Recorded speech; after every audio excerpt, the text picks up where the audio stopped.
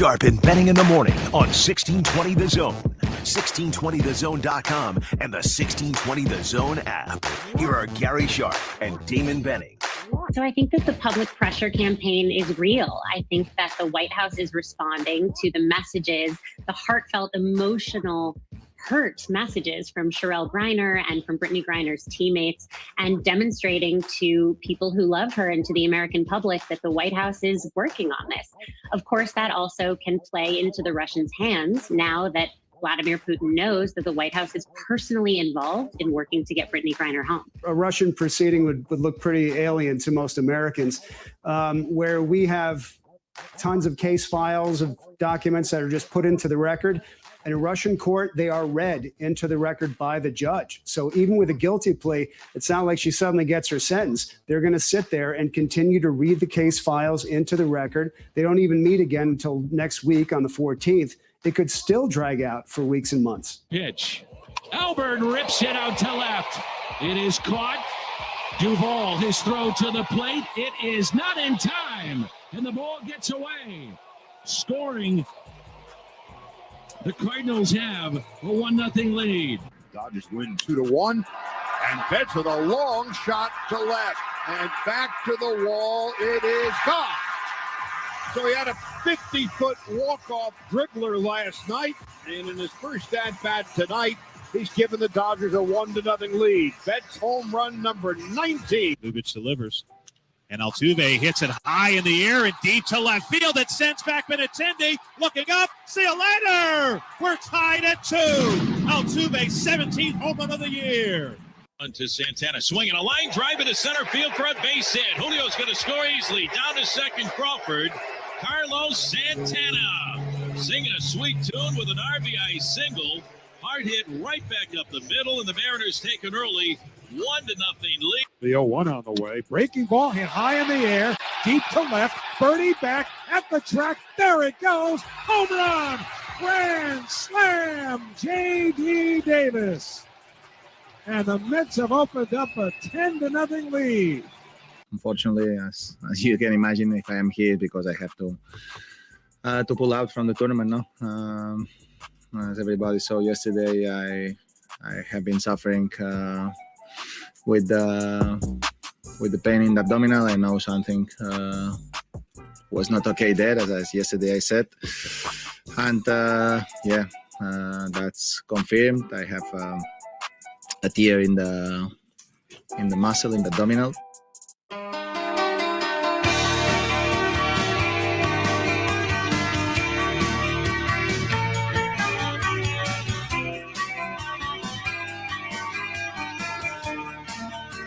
All right, everybody sing along.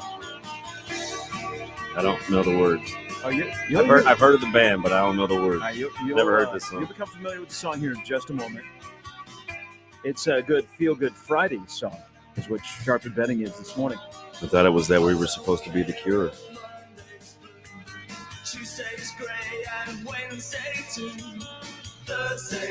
Oh yeah, I've heard this song. I'm in love. Good Friday morning, everybody. It is the 8th of July. Welcome in. Sharp and Benning in the morning. Feel Good Friday in a football season that now is 50 days away. There's David. I'm Gary Chance here as well.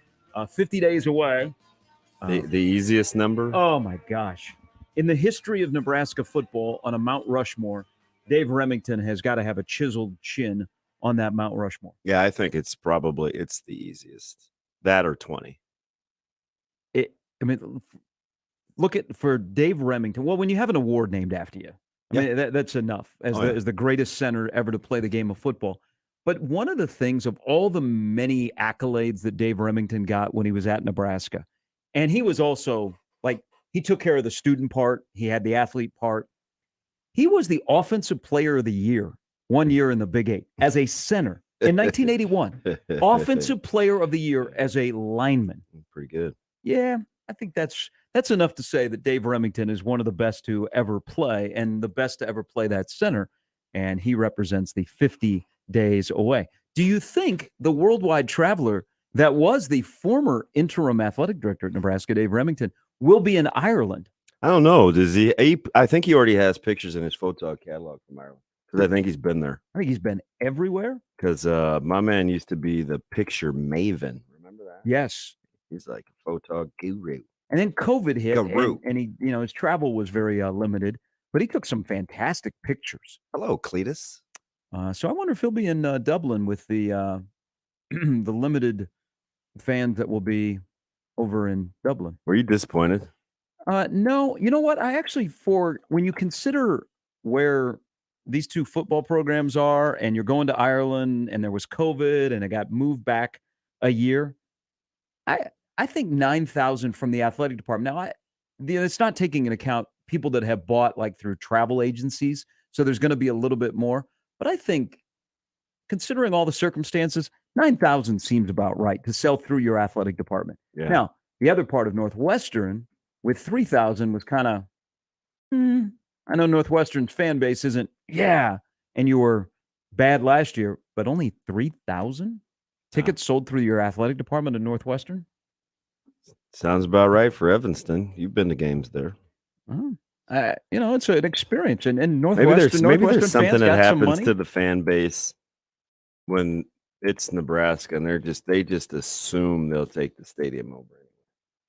Yeah, or do you think and then Minnesota is kind of have this issue, and you look like around college football in places, i.e. Los Angeles, Miami, places that are in major cities where there's so much to do.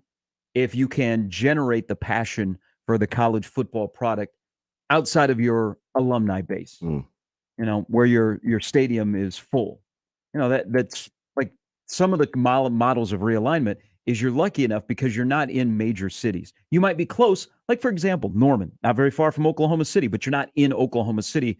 Lincoln, you're not in Omaha. Now, it would be different here because it's the only show in town. But I wonder about major cities. I just, anything Northwestern fans, they have a little bit of money. It's kind of a unique experience. They might go over there. But again, 9,000 sold through the athletic department. I think that's okay.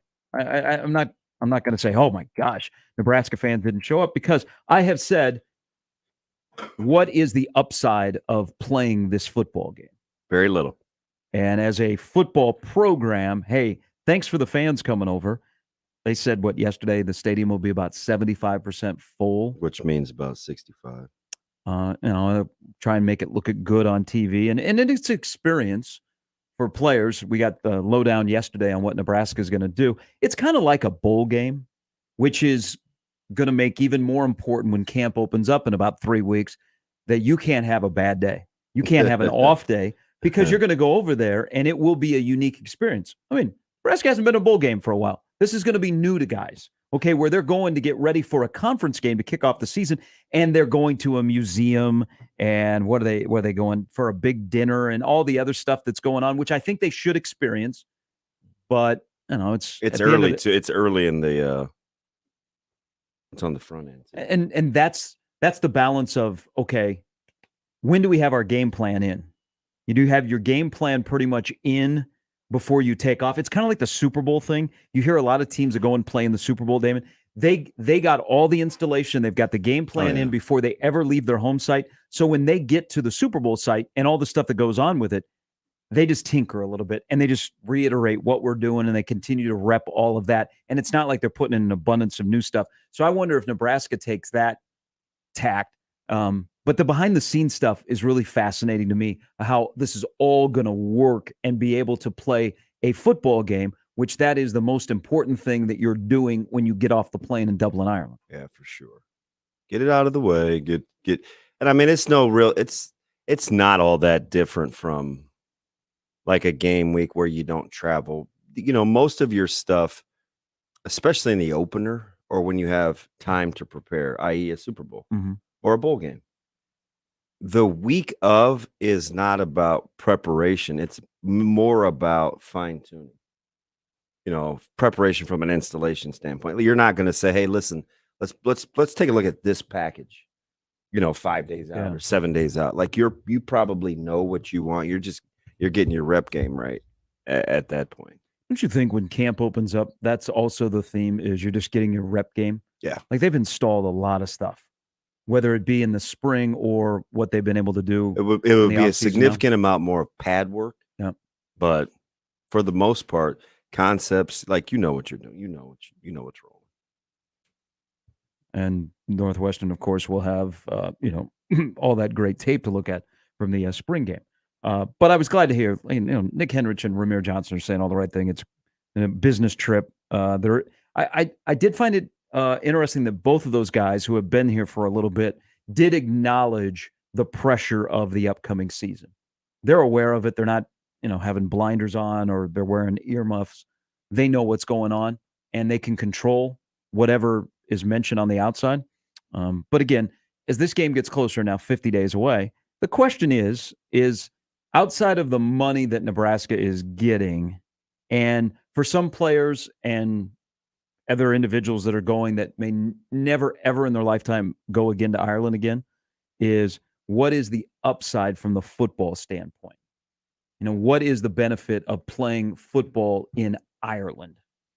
That'll be the question. And you eliminate that question by winning a football game. Yeah, because I was going to say, I don't think we're pondering that anymore. Right? Like, because what are you going to come up with? Well, you're not backing out of it. No, I know. Yeah. But like, if you're talking about like the pros and cons, I think we've moved on from, well, there aren't really any pros. I mean, unless you want to go like, hey, week 0, right out of the gates, all eyes on us. But outside of that, I think you've exhausted all positives because there really aren't any. Yeah. And most of that you could have accomplished here, but you're there now. So the less it's talked about, the better it will be, because sometimes it creeps into like your subconscious. Oh man, why are we here? Why are we here? See, then day 3 rolls around and you're not feeling great, or you're coming off a bad practice. So what do you immediately plug into? Man, why are we here? Yep. And it matriculates in the old medulla oblongata. Don't do that. You know why you're there. You're there to win a game. So that should be the answer. We're here to win. Hey, why are you here? Hey man, we play this game in a phone booth. That's what we say. Instead of a phone booth, we happen to be in Ireland. And our fans are going to be tailgating in bars and restaurants and not out of the back of their car. Yeah. Which would be very odd to the people in Ireland, apparently, if you were like parked and all of a sudden you started tailgating out of your car. I guess that is like frowned upon and it's foreign. What are we in? Qatar? Well, they promote, like for all the soccer matches and stuff, they say, go to the bars, go to the restaurants. That's where we tailgate over there. Because you did hear that, right, yesterday? Yeah. That there's no booze at the Cup? Yeah. And I was listening. Who was I listening to? That's why I'm not going. Is that it? And maybe the heat. So I think it was like LeVar Arrington, because he's been there. Mm-hmm. Are we going? Is it Qatar or Qatar? I think is it Dirk or Calvin? It's Friday. Okay, the Dirk Cutter is spelled a little bit different. Okay, that's a K with a Q. Yeah, so you can't really do anything. I guess the equivalent would be in city limits. Yeah. So like if you want to drink or get out to different internet sites or whatever, you have to be like a certain ways away from like city limits. It's not like they need to scratch, although they would sell a ton of booze. That country is like, I think they're doing it. 6:23. Welcome in again. Sharp and Betting in the Morning on a Feel Good Friday. A little bit later, Bill Bender from the Sporting News is going to stop by. We are now a week into the realignment. Are we having fun, everybody? Are we thinking outside of the box on what this is going to look like when everything stops? Is there an end in sight? Bill Bender, who has got a little old soul to him, and he's got a little new soul. You've heard him plenty of times with us. He's going to join us coming up at 8. Mike Sauter stops by at 8:30. Nebraska high school basketball players are spread across the country playing in the first evaluation period in the month of July. So we'll get Mike's thoughts, because he is in Rock Hill, correct? Yeah. So he's coming up at 8:30. Mike Schaefer stops by. The first thing I'm gonna tell him is he's no Jacob Padilla. I'm gonna get under his. Wow. Well, I mean, he's always needling everybody else. He's so generic. Like, I'm watching these games real time. Yeah. And I'm following along with his tweets. I'm like, come on, man. Yeah. So HBO. He said last week, I was sitting next to him at the field house, and he goes, I guess I should tweet about this. Yeah. That's him now. But I said to him, I said, whoa, we've got that was more because you kind of see. And he also needs to stop sending us pictures of him shirtless at Okoboji. That's more him. Last week was more him not embracing the competition, right? Like he didn't. He is like, man, like, come on, like, I don't really love the teams here. I think this week is more about what you just said. Like, he's just big time now. You can't do the little things. You don't like, stats and stuff like that. And by the way, people got to check out his act when he goes to one of these. I'm going to get this out of the way. Coaches. Baller TV is atrocious. How much are they getting you for this year? I can't remember the package that I did. It's so old, but I still have like 6 views left. Yeah. But we have a team group chat, like parents. I mean, it is a flat out debacle. So is it still the iPad and? Yeah, so they pan however they do it, whether it's a camera, like sometimes you'll see them set up those pods, or the iPad, but just the cutting in and out, the poor connection. Like, and here's the deal. I understand technology. Sometimes you're at the mercy of technology, sometimes you're at the mercy of the internet in the building. Yeah, and see, like CJ was saying, he was like my eyes in the sky because he's not playing. So he and I can go back and forth on the phone literally during the game. I was like, hey, man, I don't want your dad mad at me. But he said, yeah, the guy over there that's on the camera, he looks like one of us. So, and here's the thing, like you can talk to the help desk like real time and they'll get back to you. But what you want is like the credits back. If it's a poor experience or you miss like 10 minutes, like give us another watch. What you're talking about is BTN Plus, especially like during the college baseball season. Yeah, give us another watch. Yeah. Or a credit or something. That's why like, it's trash. We were talking about this yesterday. Was it in the crossover? A lot of the traveling baseball and softball tournaments they stream. And it's just one. I guess it's just a camera on the backstop and it gives you graphics and stuff like that. And it works out pretty well. It's ideal. I don't know if there's a cost to that.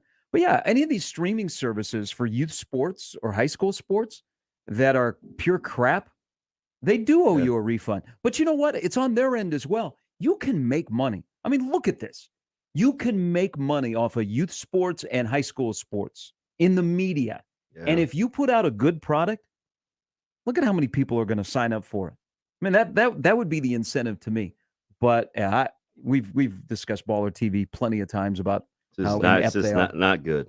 Coming up at 9, Mike Schaefer will join us. Amir Herring, the talented lineman from the state of Michigan, stayed home. He committed to Michigan yesterday. Caden Green, the lineman from the Kansas City area, will announce his decision at 5 o'clock today. He looks like he's a Boomer Sooner. So concerned on the offensive line moving forward. Take care of the 22 guys, and 23 doesn't look like. But those are 2 that are next up. But it's been a good week for Nebraska recruiting. So Schaefer will stop by at 9, and then Matt Verzal will stop by at about 9:20 with a comment on the Indiana State Fair that is rolling out pickle pizza. Loaded with pickles, and the sauce is dill pickle-ish. Oh, boy. Yes. Hot take this morning early. Pickles are way overrated. So you don't like a pickle on a chicken sandwich? No. You don't like a dill pickle? No, it's so dominant. Hey, what if it's a dry pickle? Like just like if I just take it out of the jar? Yeah, like you'll get, that sometimes out of the jar it's a little wet pickle. Yeah, you get your sling game right. You shake that bad boy off. But I think pickles and here's the thing, I love cucumbers. So you'd think I would like kind of morph into it's a natural transition. Right. Like I like grapes and raisins. Yeah. They're just, first of all, they mess up your bread. And second of all, they're too strong.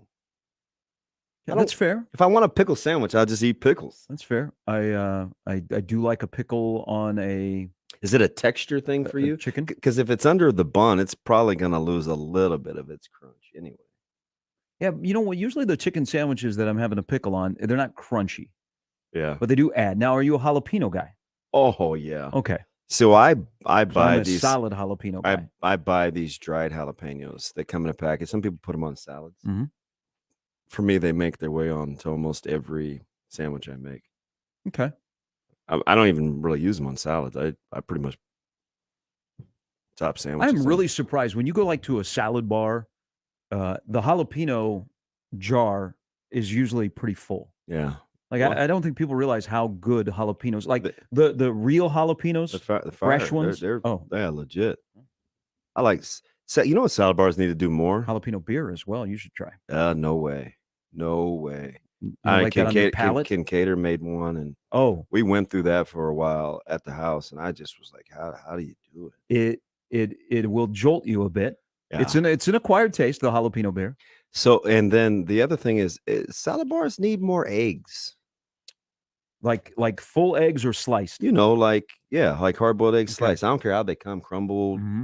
Like give a brother a chance to get some think- eggs on that. I think it's salad. tough on the salad bar to keep the eggs consistent. Is that what it is? Yeah, because they break apart and people like dig in there. Oh yeah, and then mess all of a it- sudden yeah. you find yourself just getting like Yeah. yolk and not. Yeah. I mean, I get it because people are reckless with salad bars. So I think they go with the hard boiled and They just drag varieties of different parts of the salad bar over the salad bar, so you end up getting croutons in your tomatoes. Yes. and- yeah, I get it. I get it. Have you heard my realization of Jason's Deli about 3 weeks ago? Well, I know this is longer than that. Yeah, when they told you only have one trip back Yeah, to the what happened? COVID killed the multiple trips at the Jason's Deli salad bar? Hey, that used to be remember that early on in our career, that kind of used to be the meeting spot. Yeah, it was, it's nice and Right somewhat down, it's healthy. right down the street. Yeah. Yeah, I went to the salad bar and I went through and loaded up and was ready to go back for a little bit more. I went to exchange my plate and the guy said, nope, that was not the right answer. Yeah. So I found that out pretty quick and I'm like, damn, COVID. All right, 6:31, good lineup. We also have an incredible story out of Lincoln. Has nothing to do with Nebraska athletics.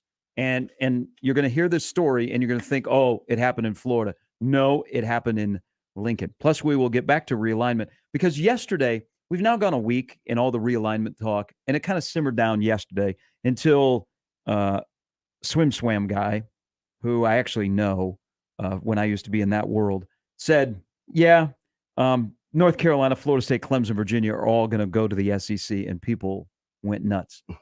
But what amazed me, and maybe it shouldn't, Damon, is how many people talked about that like it was real. I know. So, Our own radio station. I heard after we were done. I mean, come on, people. I think. Did anybody verify I it? hope they were kind of just making light.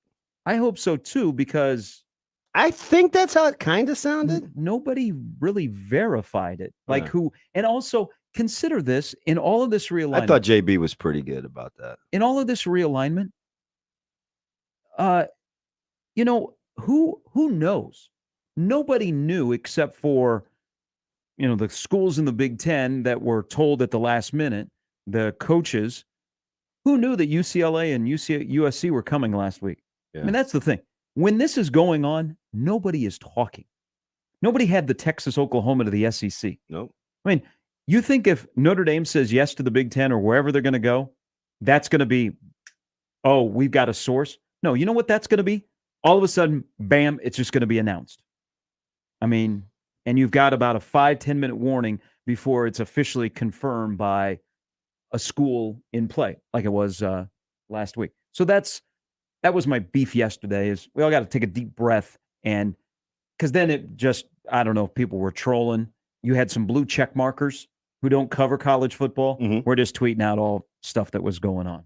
So we do know that Nebraska is staying in the Big Ten. All right, so we'll discuss that and much more. Plus, Summer League basketball last night was not bad. Not bad. Outside of the officiating in the Portland-Detroit game. Did you stay up and watch that? Yeah, because I was telling you before we started the show, the Dodgers-Cubs were going late last night. Yeah. And also, we shouldn't have reviews in Summer League. Why? Practice. Oh, man. It's practice. Man. All right, you're always welcome to join the conversation on Feel Good Friday of Sharp and Betting in the Morning, 951-1620. You can email us into the Equitable Bank inbox, Gary or Damon at 1620thezone.com, or on the JTech Yeah, that's right. Zone Twitter there you feed. go. There you go. Well, I was looking here. My guy, Tyreek Hill, just scored. Yeah. Like I said, this lead for the Rams will be short-lived.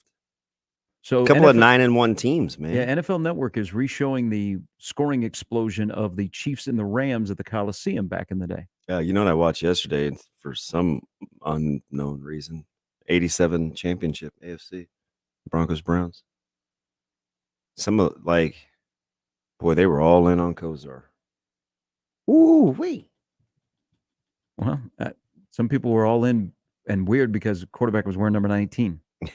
Yeah. How about old Municipal Stadium in that game? Yeah, that place was lit though. Yeah, that was. Holy smokes. That's the original Dog Pound. Yep. Frank Minifield. Hanford Dixon. Yes. Oh, man, those were some Browns teams that just. Yeah, they were tough. The drive and the fumble will always be remembered for that stretch of Browns teams. Yeah. At Gary Sharp 1620, at Damon Benning. Here is Donnie. Donnie, good morning. It's Friday and I'm feeling good, boys. How you guys doing? Good. What's up, buddy? Good morning. Hey, so you're talking. That's the first time hearing that you're not that they frown upon drinking in parking lots in Ireland. I mean, you talk about an entire existence of when you think of Ireland, you think of fighting and drinking. Yeah, the old hooligans, I mean, right? To me, that's the definition of tailgating, isn't it? Hey, I would think so too. But they like someone asked yesterday on this Zoom call, and they're like, "Oh no. Over here, we don't tailgate out of our car, or you don't." Oh, we're too good for that. You got to go to a bar or a restaurant. Are you kidding me? So I spent $1,500 on 4 Skybox tickets at a charity event for Frost's first game, the rainout game. Uh-huh. And the whole time I'm thinking this is going to be awesome. It's me and it's 2 of my kids and it's my wife. And the whole time I'm thinking we don't have to tailgate because there's booze in the Skyboxes. It's sorry to open the forbidden door there. Yeah. But there's booze in the Skyboxes. So I get up there and the sons of it's all full of sparkling water. Yeah. No. I was gonna Starbucks that doesn't drink. And so I had to sit through a rainout with no booze in my system whatsoever. We stayed there until they physically kicked us out of the building. We were there for 6.5, 7 hours. My poor dog Potato went like 14 hours without taking a leak at home because we sat there through the storm. We didn't want to get wet, and I'm sober for the whole damn thing. Wait, so what's your dog's name again? Donnie, did you say Potato? It's Potato. Why? Exactly. So I get the make good tickets for the Bethune-Cookman game, and so at least I went into it knowing I needed to sneak in some booze so I could enjoy the entire Nebraska Skybox experience every other 90-year-old on the planet that gets to sit up there and drink. Wow. I didn't get a drink, so the second one, the Bethune-Cookman, at least I could have a whiskey in my Diet Coke while I was watching the Bethune-Cookman game to make that game somewhat enjoyable. So you're telling me that I'm going to spend $20,000 to go over to Ireland and I can't pop the trunk of my rental car and drink in the parking lot? Yeah. Sorry, McDougal. I'm getting hammered in your parking lot. You guys have a good weekend. Donnie, thank you. T-Mac said the fact that they're known for excessive drinking and fighting might be why there's not tailgating in the parking lot. Can you imagine? Just in advocating public drunkenness. Hooligans. Hey man, put your trunk down. Oh, so Donnie might have been one of the rare people that couldn't find the booze that was readily available. For the, I knew when he was Akron, going with that story. I was like, Akron, "Ooh, Nebraska shoot! Maybe game. nobody told him." Because if you found the booze, you couldn't be found. It's funny too because everybody tries to kind of work their suite. The young person overseeing their suite. You know, you establish kind of a relationship and hope that the old athletic director doesn't visit you. I mean, that's what I heard anyway. I don't know. I mean, haven't we all done that? Haven't we all at one point in our life snuck alcohol into Memorial Stadium? All right. With a flask that was in your pants, or where they didn't frisk you as aggressively as they do now, or you have to go through security measures to get in there. I think you check it off. You know you're a Nebraskan if you have snuck alcohol into Memorial Stadium, and the varied ways that you have done it, whether in your binoculars or some other way to get alcohol in the stadium. I mean, the people that say, "Oh, come on, what are you guys talking about?" I want you to hang around after the stadium is empty and go through like the north or south stands and just look at all of the alcohol that's left behind, like the little mini bottles and all of that stuff. Yeah. Yeah. That'll change your opinion. All right, Sharp Betting in the morning, 6:39. Bill Bender will join us coming up at 8. He's got some thoughts on a week into this conference realignment. And when will there be an end in sight? Or is there ever an end in sight? That's a question a lot of people are asking. No, I don't see it. There's Damon. I'm Gary. Chance is here as well on a Friday. Chances are. On Sharp Betting in the morning at 1620 The Zone.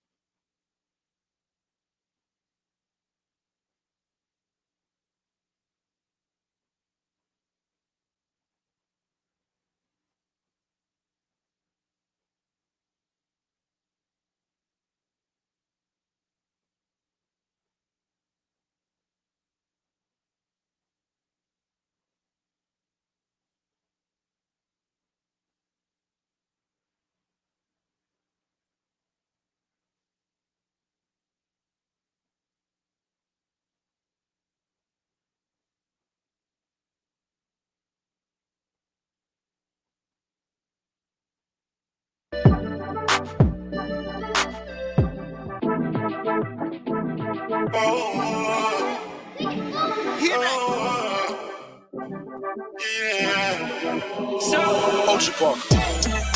Bennigan on the morning on 1620 The Zone. NHL draft last night. I feel bad for Blackhawk fans. I don't know. You got 3 cups.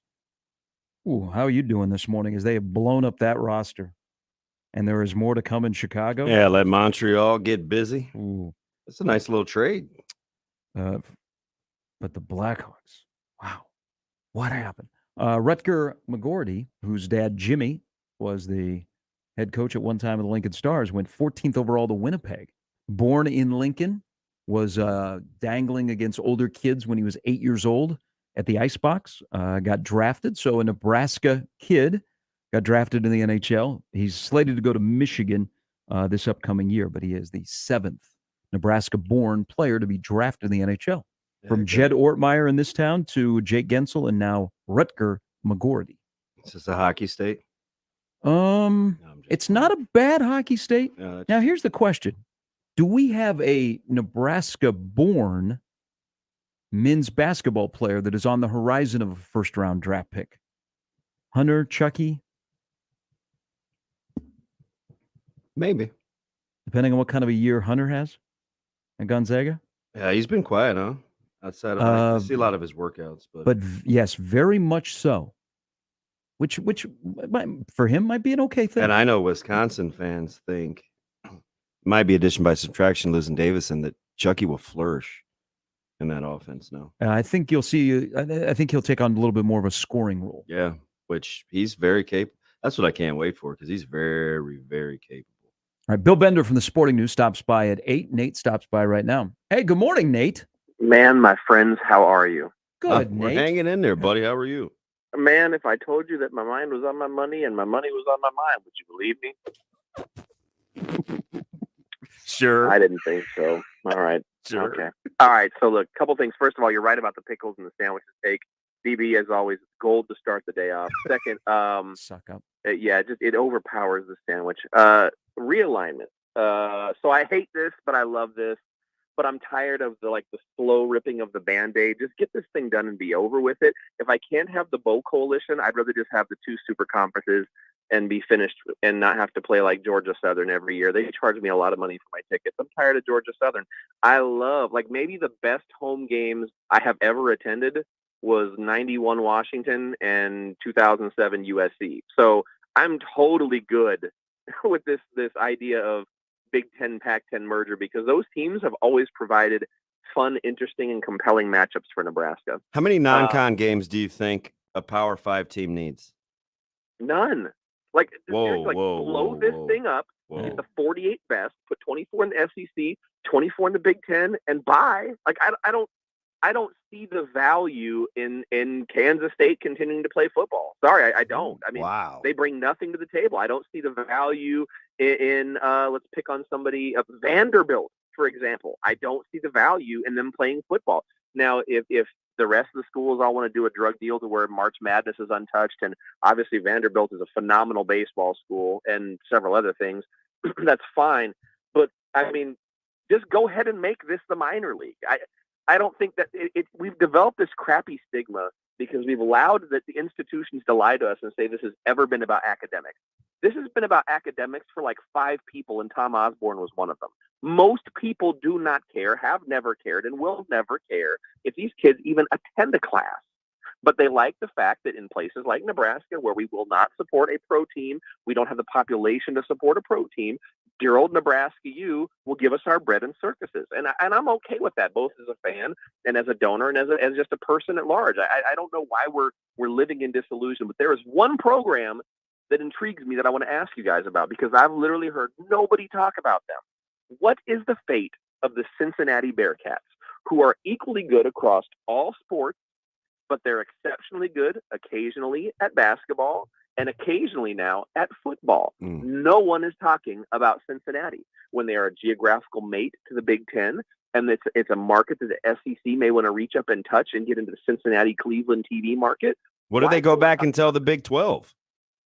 The Big 12 is not going to make it, man. I think it had the USC, Texas, Oklahoma, the Big 12 did great in adding the 4 schools they added, especially the TV market of Houston. That was a very savvy move. They're not getting enough credit for what they did with that. But now with the Pac-10 pretty much toast and the ACC stuck in total neutral till this ridiculous TV deal they have runs out like 50 years from now, the Big 12 either has to eat the Pac-12, what's left of it, or go away. I mean, they're not like Baylor's good at baseball, Baylor's good at basketball, Baylor's good at football. And then after that, everybody's pretty much a one-trick pony. Maybe you could argue Texas Tech is occasionally good at football, occasionally good at basketball. But everybody else is a one-trick pony. Houston is not good at both sports generally. BYU, again, maybe a Sweet 16 one every 10 years, a decent bowl game one every 10 years, but that doesn't qualify. Kansas, you're phenomenal at basketball and you stink at everything else. I mean, where else are you finding something that can buoy you besides of all schools, Baylor, who used to be the bottom feeder in the Big 12? And now if you end up with the Big 10 snatching Oregon, Washington, and probably Stanford because of the academic fit, what are we saying? The Big 12 is going to make it because they add Arizona and Arizona State? No. I mean, far more likely Arizona State end up in the SEC, and you literally just basically no way. No. Arizona State, Utah, Colorado, more likely Big 12 than anywhere else. I think long-term you're right, but if we go into 2 conferences, which it could quickly be heading if we're talking about TV deals north of $1 and $1.5 billion, then you look at literally just cutting the country in half. And if you're on the north half, you're Big 10, and you're in the south half, you're SEC.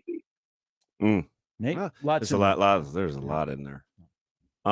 Cincinnati is interesting because do you think it's apparently their head coach isn't going anywhere unless something and listen, anything can happen. But he re-ups, he gets the big deal. He's turned down multiple jobs. Do you get the sense Cincinnati's going anywhere as long as he's there? Nope. See, I don't either. They're recruiting really well. They're now they're stepping outside of their normal footprint. They have made a commitment and they have made football a priority, which says I'm Luke Fickell and I'm staying. Yeah. And I think they're a good fit for the Big 12. I think the Big 12, if the Big 12 can add the 4, or I mean, Washington, Oregon, which who knows what's going to happen to the Pac-12. But I think the Big 12 is actually in a good little spot. They are, especially top to bottom. Because I don't think you can have 2 super conferences. I think you probably have a minimum of 4. You have the 2 super conferences, and there's enough inventory. I agree with you to give you 2 other next up conferences. Right? Yep. Because the Big 12 can salvage itself, and maybe come out top to bottom better than when they went in. Especially if you go to 18, you go big. Big 10, SEC, then you need to do something with the left coast. So that's kind of what. Yep. You'd think 4. You could make a case for 4 because there are still good football brands that are out there. I mean, look at the ACC. The ACC has a couple of really good football brands that they got desperately hold on to. So does the Pac-12, even with the loss of USC. I mean, look at what Oregon has done.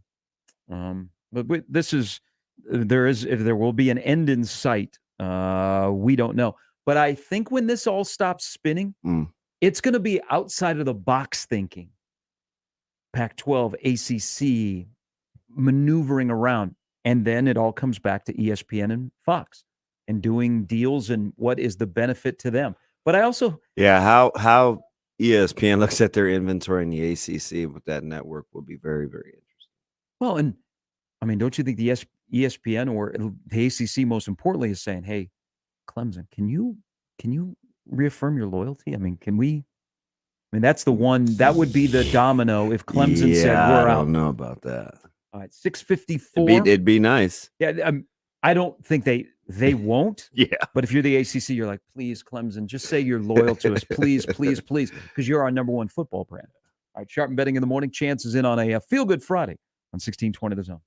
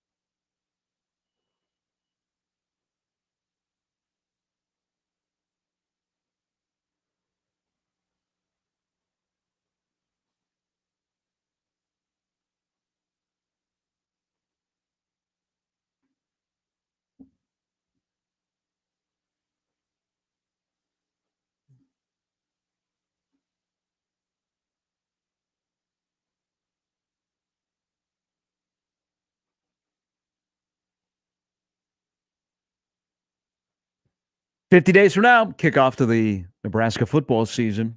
And then the following week, Nebraska opens up at home against North Dakota. And you don't want to be outside of Memorial Stadium. You want to be inside, and Tickets for Less can put you inside of Memorial Stadium or wherever the Huskers are playing this upcoming season, home and away. With Tickets for Less, formerly Ticket Express, they're going to have you covered. I dealt with them. I go through them. Top-notch customer service, best selection, and most importantly, you're never going to pay those outrageous per-ticket fees like you do on those other sites. Do your comparison, and you will find the best price, the best selection belongs to Tickets for Less. They have you covered if you want to go see the Huskers at home or on the road. You want to see Nebraska and Oklahoma in the middle of September, or in the middle of November, you want to go to the Big House and see Nebraska and Michigan.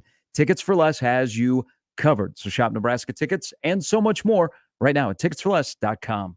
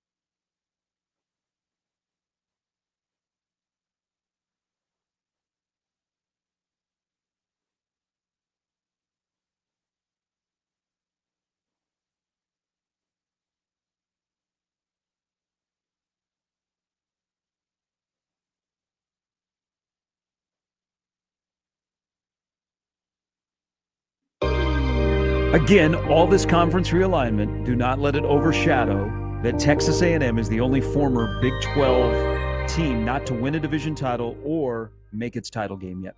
Colorado did it. Nebraska did it. Mizzou did it.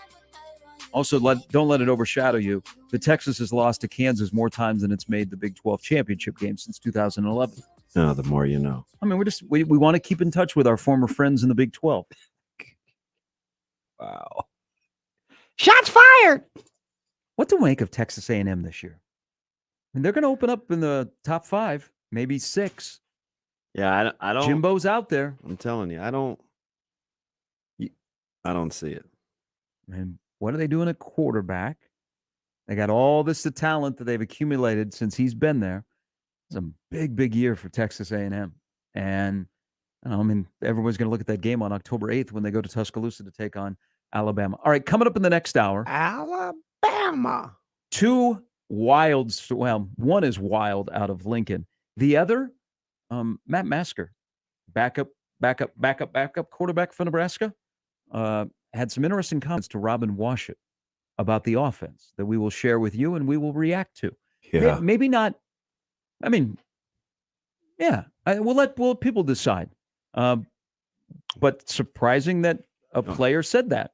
Yeah, we've intimated it for like 5 months. Yeah, now Matt Masker, again, the Robin Washut, in an article on 3, has said some stuff that people are going to go, huh?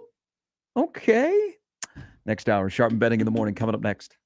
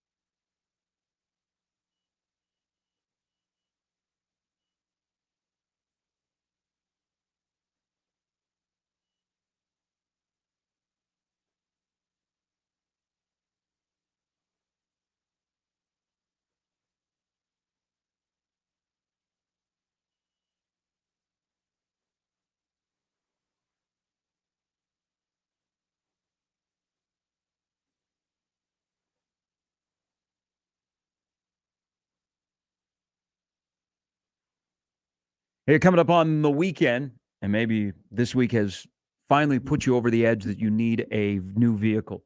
Either new or new to you. You're looking for that perfect car, truck, or SUV. Woodhouse has got you taken care of, and they're going to make it super easy on you. Because right now, one place, one-stop shopping, woodhouse.com. You can see every vehicle from every one of their lots. They got 18 brands, 16 locations. You look everywhere. Woodhouse is all over Omaha with the same kind of service they deliver, and they've been doing it since 1975. Top-notch customer service. They're going to get you in the vehicle that fits your needs. They're going to go to bat for you. And right now, they're going to make it easy on you. They streamline the process online, woodhouse.com. All of the inventory is there. The new inventory, the pre-owned vehicles, plus anything that's in transit, it's showing up online. Yeah, you don't have to drive all over. Just go to woodhouse.com. Check out the features as well, where you can purchase a vehicle. You got payment options, apply for credit, value your trade, and so much more. So save time on your next search for your next vehicle. You spend a lot of time looking in what you want to get. Well, you know what? You'll save a lot of time by doing it online, where you can see it all at woodhouse.com.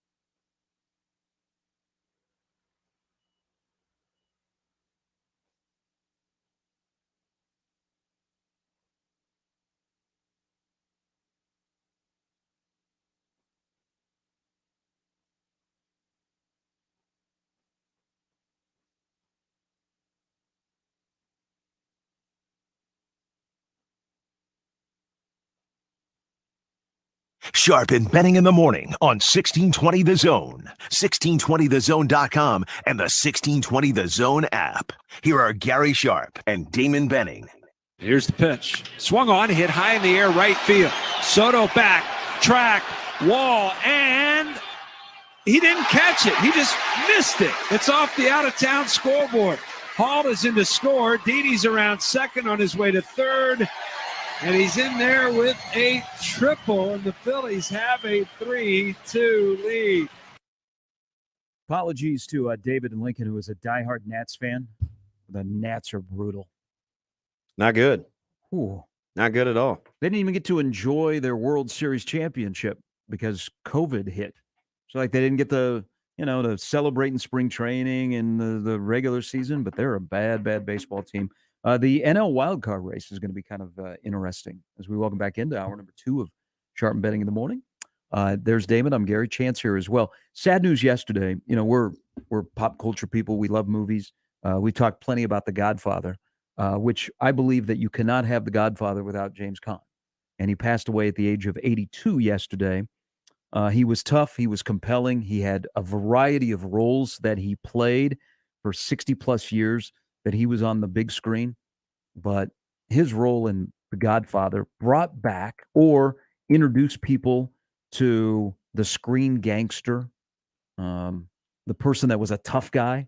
I truly believe you couldn't have The Godfather without James Caan. You couldn't have Sonny Corleone. You couldn't make The Godfather without him. He was such a jerk, too. But he was perfect. Yeah. Absolutely perfect in that role. It's so fresh in my mind. Remember, I just saw that movie 2 years ago. Like, it's not like it's been a while. I was a little late to the party. But he had a variety of things he could play. I mean, Brian's Song is one of the most powerful and memorable movies, and he was in that. You had Elf, of course, Misery. I mean, we go on. The Program. Played a football guy. I mean, he's a football guy. He went to play football at Michigan State. Get out of here, Latimer. And then he was in The Program. Yeah. It was sad news yesterday. There's a lot of great tributes. Perhaps the most. So he may have two of the more famous things. When they offed him in The Godfather, that was kind of a surprise when they set him up. And then perhaps the most famous movie grotesque break of all time in Misery. Right? Like you can see that one in your head and you're like, whoa, did they just show that? I can't watch that again. Oh, yeah. Oh, by the way, he's a good actor, too. Yeah. He was unbelievable career in the news yesterday. They passed away at the age of 82. But there's a lot of, I'm sure there's going to be like a James Caan marathon. So you're going to see The Godfather. Look at this. He did The Godfather and he did Elf. I mean, come on. How talented are we? But the screen gangster, he commanded that role. And almost everyone, because you brought up Misery, which still makes it's so compelling. And sad news yesterday. I mean, he was in Dick Tracy. Wasn't a great role, but there was another movie he was in, among others, but passed away at the age of 82. Welcome back in, Sharp Betting in the Morning. Okay, so the season is 50 days away. Nebraska and Northwestern camp is slowly getting here. 3 weeks from today, I believe, that there will be pads a-popping. There'll be a little media availability. There'll be Indianapolis, and then they'll come back and they'll have a big media day, and we'll be off and running. Well, before we get there, a lot of the discussion in the offseason has been about the head coach, how he will be involved with his offensive coordinator that went out and hired, and Mark Whipple, how all of that will come together. We have talked plenty about it. I think we have pretty good insight, people that we have talked to, how this is all going to work or has to work. Well, just to add to the discussion, and I'm sure this interview between Matt Masker and Robin Washut on On3.com, the Nebraska Coming Soon site, whatever they're going to call it. Will that be so? Right after the Northwestern game, everybody's good. Everybody can work where they want to work. They're going to name that site. Is that true? What's the date of that? Isn't it September 1?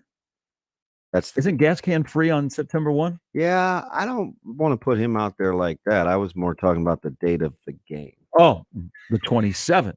Oh, okay. Wow. So, jeez, they got him in. They got him in website jail. Yeah, it's going to break free. So this is an interview, and Matt Masker's been around for a while.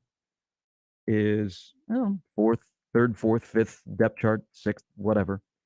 But he was asked in an interview about the day-to-day operations of the offense and what he has seen. This is the quote, and this is on Scott Masker talking about his head coach. Quote, he's definitely taken a step back, and I think that's been really hard for him.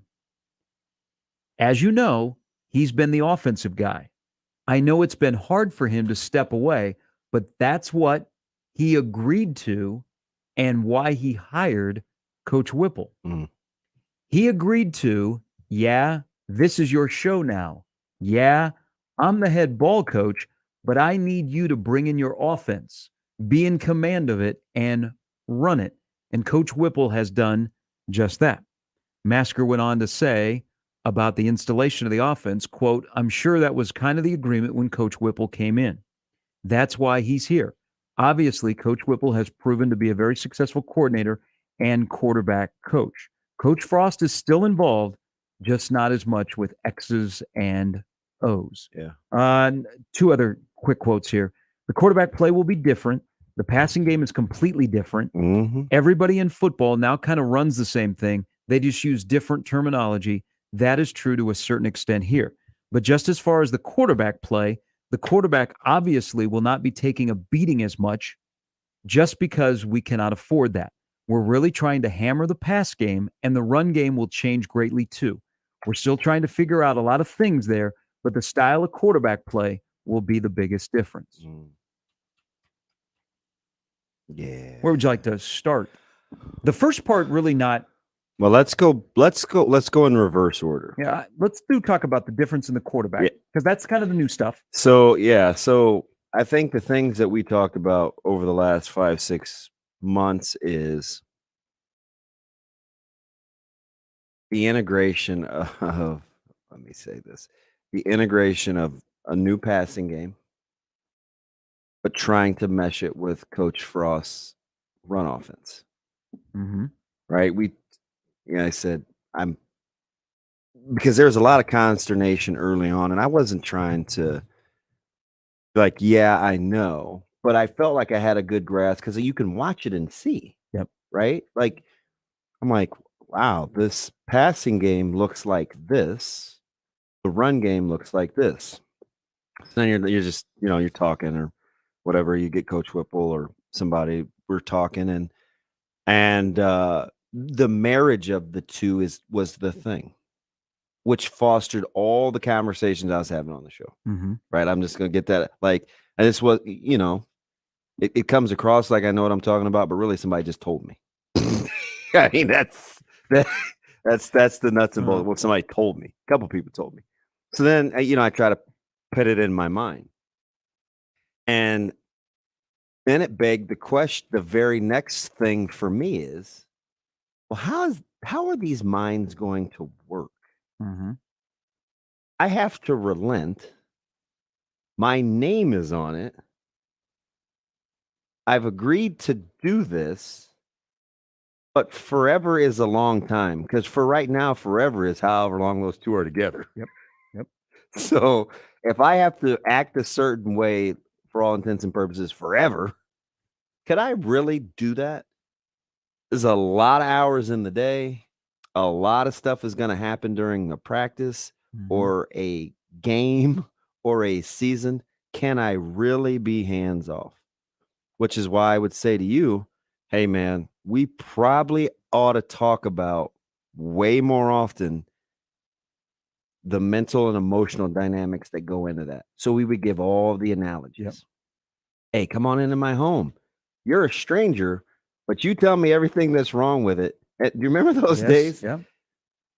See, that's exactly what has to happen. Now, the interesting thing, I don't know what you think about this. Are you surprised that the players are so privy to Coach Frost's thought process?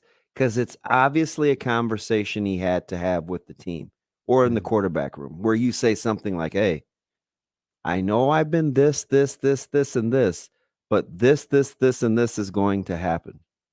Does that surprise you, or do you see why or how you would do that, where you would divulge so early the intricacies of your thought process? The latter. That I'm not surprised, because Masker's been around for a while, so he's a little bit older, and he does plenty of interviews. Is everybody can see it? Like, anybody that's going to come watch practice in the fall, that gets the access to watch a practice, probably is going to see and I don't want to use the word disconnected, but away from the hands-on offense. So it's already out there. And then the question is, well, is that really true? Well, a guy who's playing quarterback, who the offensive coordinator is also coaching him, he's telling you that, yes, this is true. And it can be a little bit awkward, because we're used to so much hands-on from the head coach, and now he's separated, and we don't really see him much because we're dialed in with Mark Whipple and the rest of the offense. Yeah, that is going on. the equivalent would be Yeah. like you saying, this would be like you coming into me and saying, hey, listen, I know my name comes first. I know I'm the one, but we need to do X, Y, and Z. So I'm going to let Chance, we just brought him in last week. We're going to let Chance run the show. And I'm going to take a step back because I think it's what's best for the show. And I would, who knows? I like, it's my own hypothetical, so I have time to like process how I think. Yeah. But if you just like walked in and told me that, I'd be like, what? Because I would worry, okay, what's going to happen to the ratings? I mean, well, Right. that's how we're judged. That's how we're judged. So what am I I gonna would do? be like, wait a minute. We just met this guy. Mm-hmm. Yeah, I know nothing about him other than what I can read on the internet. That would be the equivalent, right? Yeah, that's a good. I like where you're going with that. So if I'm you, and I don't know, right? Because this Yeah. would have to play out. I'd have to see how successful we were or weren't. How would I look at you? It doesn't have to be a negative. Hear my heart. Yeah. Like I could look at you, like if we're rolling and you know this thing has just gone through the roof, I could look at you and I could say, man, you know what? I respect the heck out of you rolling the dice, taking a chance, kind of going unconventional with this deal for the greater good. Mm-hmm. If it doesn't work or it doesn't get off to the kind of start that we would want, I'd be like, man, are you sure this is what you'd want? So can I ask you this whole decision, because you're going to see where I'm going here with Scott. Was I told to do this, or did I on my own say this is for the best of the whole morning show? Yeah. Now cue everybody going back to Trev's comments, right? Because I was going to say hopefully this flies under the radar, but it won't because it was everywhere yesterday. Cue everybody going back to Trev's comments about the changes, what he said had to happen, what he dictated, what they said he didn't dictate, whatever, right? Don't go back and get in that minutia. Just try to figure out where what we're talking about going forward, which is a couple of people have to get on the same page in a hurry. You still have to establish the hierarchy and the protocol that you're the man, but your maturity in this situation of how you're connected is different. It's not, it's almost like the guy or gal becoming a more effective leader because he or she is willing to serve versus direct, because there's multiple kinds of leadership, right? So do you admire those people equally as kind of the maestros, the folks that can kind of navigate and work behind the scenes and hire good people? Because we've liked those kinds of bosses too. We've liked the kinds of bosses that kind of let you do your thing. They just kind of guided from afar. They gave you the input here and there, but we've also appreciated some hands. I mean, Mike Thompson and Dave Tepper couldn't have been any more different in their approach. Correct. But they both were successful. One was much more hands-on. One was, hey, try this, suggest, how does this work? You know, one was more that way. So it can work. It's just that in a high leverage situation, what's inside of you when you get squeezed? Yeah. We asked a question yesterday, right? Because I'm really trying to guard against this. Again, I'm not super bright, but I do kind of try to work ahead. Sip, should we in the media now, how should we be addressing this situation of how we're going to assess it? Because I want to get it out in the open early. I'm not a big fan of watching something unfold later on and then we point fingers or give credit or whatever. What's our stance right now? What should we be talking about, i.e. should be the narrative as we watch the season play out? Because what I don't want to happen, I'm just being honest, obviously, as somebody that wants Nebraska to do well. What I don't want to have happen is to have people either pick sides or say or get into those conversations, right? Like, oh man, it's working. Why didn't he do this before? Or man, it's not working. How are you just going to go down like that and your job's on the line? Right? Because those are those natural conversations. Which is the very uncomfortable, what do I do? So what's important for you guys and gals to understand is the relationship and the marriage that they're trying to have moving forward takes an incredible amount of, I told you the word he used with me, and I don't think I'm betraying anything in confidence. He said, DB, it takes a lot of humility. It takes a lot of humility on both sides. Mm-hmm. And that got my attention because that's a powerful word. Humility is really, really hard to come by. And some people either humble themselves or they get humbled. You probably want to choose the first. What if you've had both in this offseason? But if you've never received it, it's hard to give. Mm-hmm. I can't give you anything I've never really had, right? So I'm just watching these dynamics behind the scenes, which is why I always talk about the marriage and the merger of the recruiting philosophies, the hierarchy, the vision. How quickly can we cast a vision? Remember when I used to ask the questions, G-Funk? I'd be curious to get your thoughts now. Which one's what was more important? The dynamics between coach to coach or the dynamics between coach to player? No, that's changed. It's coach to coach. Isn't that something? Because I think almost everybody we asked went coach to player. Didn't they? When I was asking those questions 4 or 5 months ago. But you know what changed for me is hearing players on the current roster talk about they were very observant of how there was a disconnect between the head coach and the offensive line coach, that they weren't on the same page. And you almost were forced to pick sides because I'm an offensive lineman and I'm going to bat for my position coach. What's the way they talk to each other, the way they interact, the way they share ideas?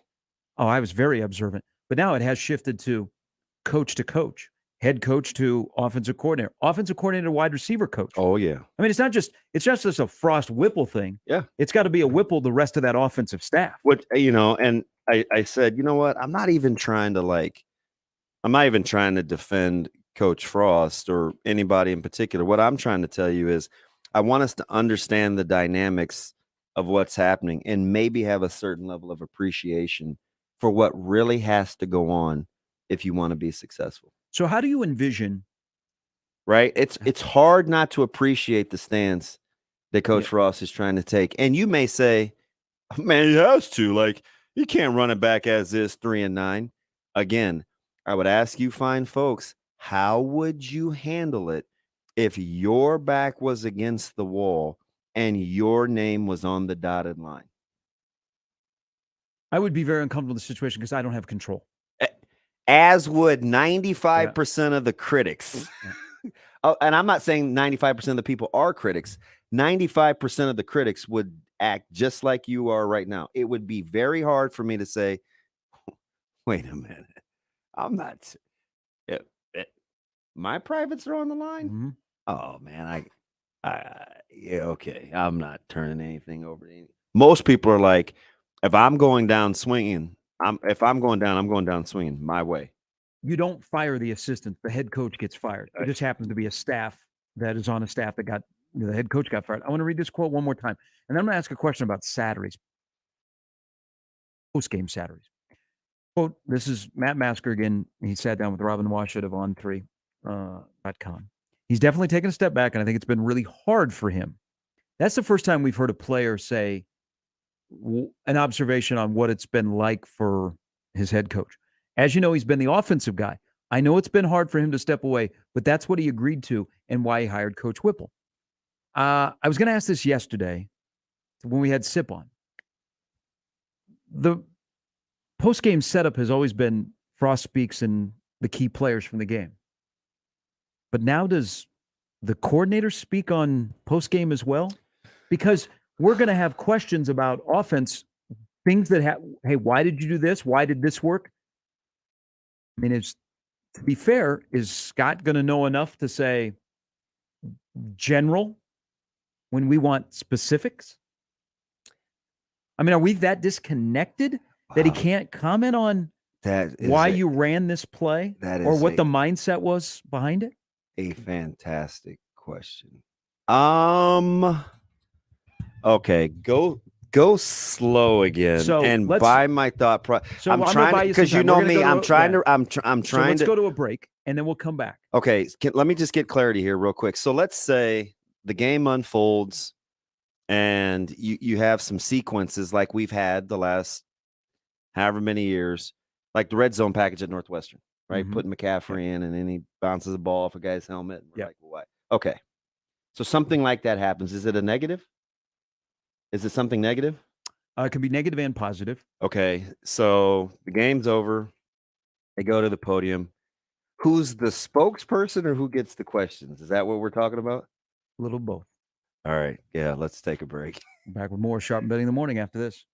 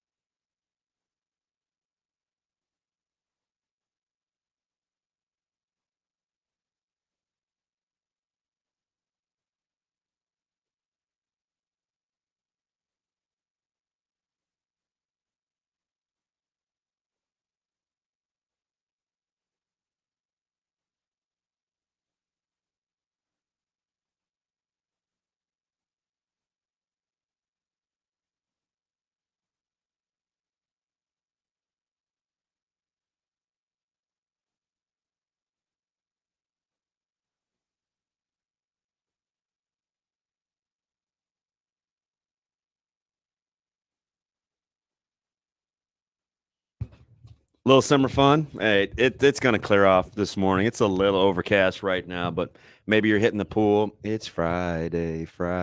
Hey, looking for a little, a little pick me up, a little feel good. How about a little ice cream? Why don't you hit Ted and Wally's? Two fantastic locations, one downtown and one right there in the Benson area. Over 3,000 flavors. And listen, 35 years of doing good business. They are there for you. They got a ton of options too, from keto to vegan to gluten-free. Maybe you want sorbet, a little yogurt. They've even got goat's milk ice cream. And again, with 3,000 different flavor combination possibilities, the sky is the limit. So I ask you, why wouldn't you? One of the greats, they support local. They are local. It is a win-win. Stop on out and see Ted and Wally's. Again, two great locations, Benson and downtown. Just make sure you tell them Damon sent you.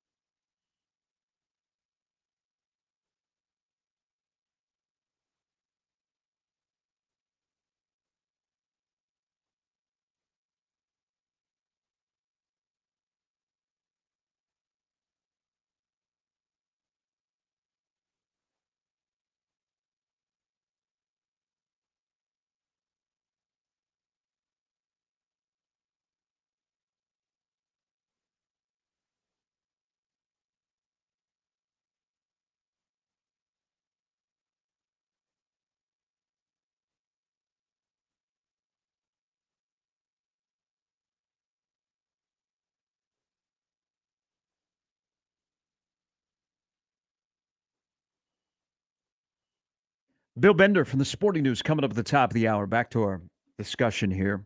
Well, we're going to rewind a little bit. This is on the heels of Matt Masker talking to our good friend Robin Washut from On3.com about the offensive changes have been hard on Scott Frost and embracing the new look. We will, at some point this morning, the other part of this is what the quarterback will look like differently, or the quarterback play.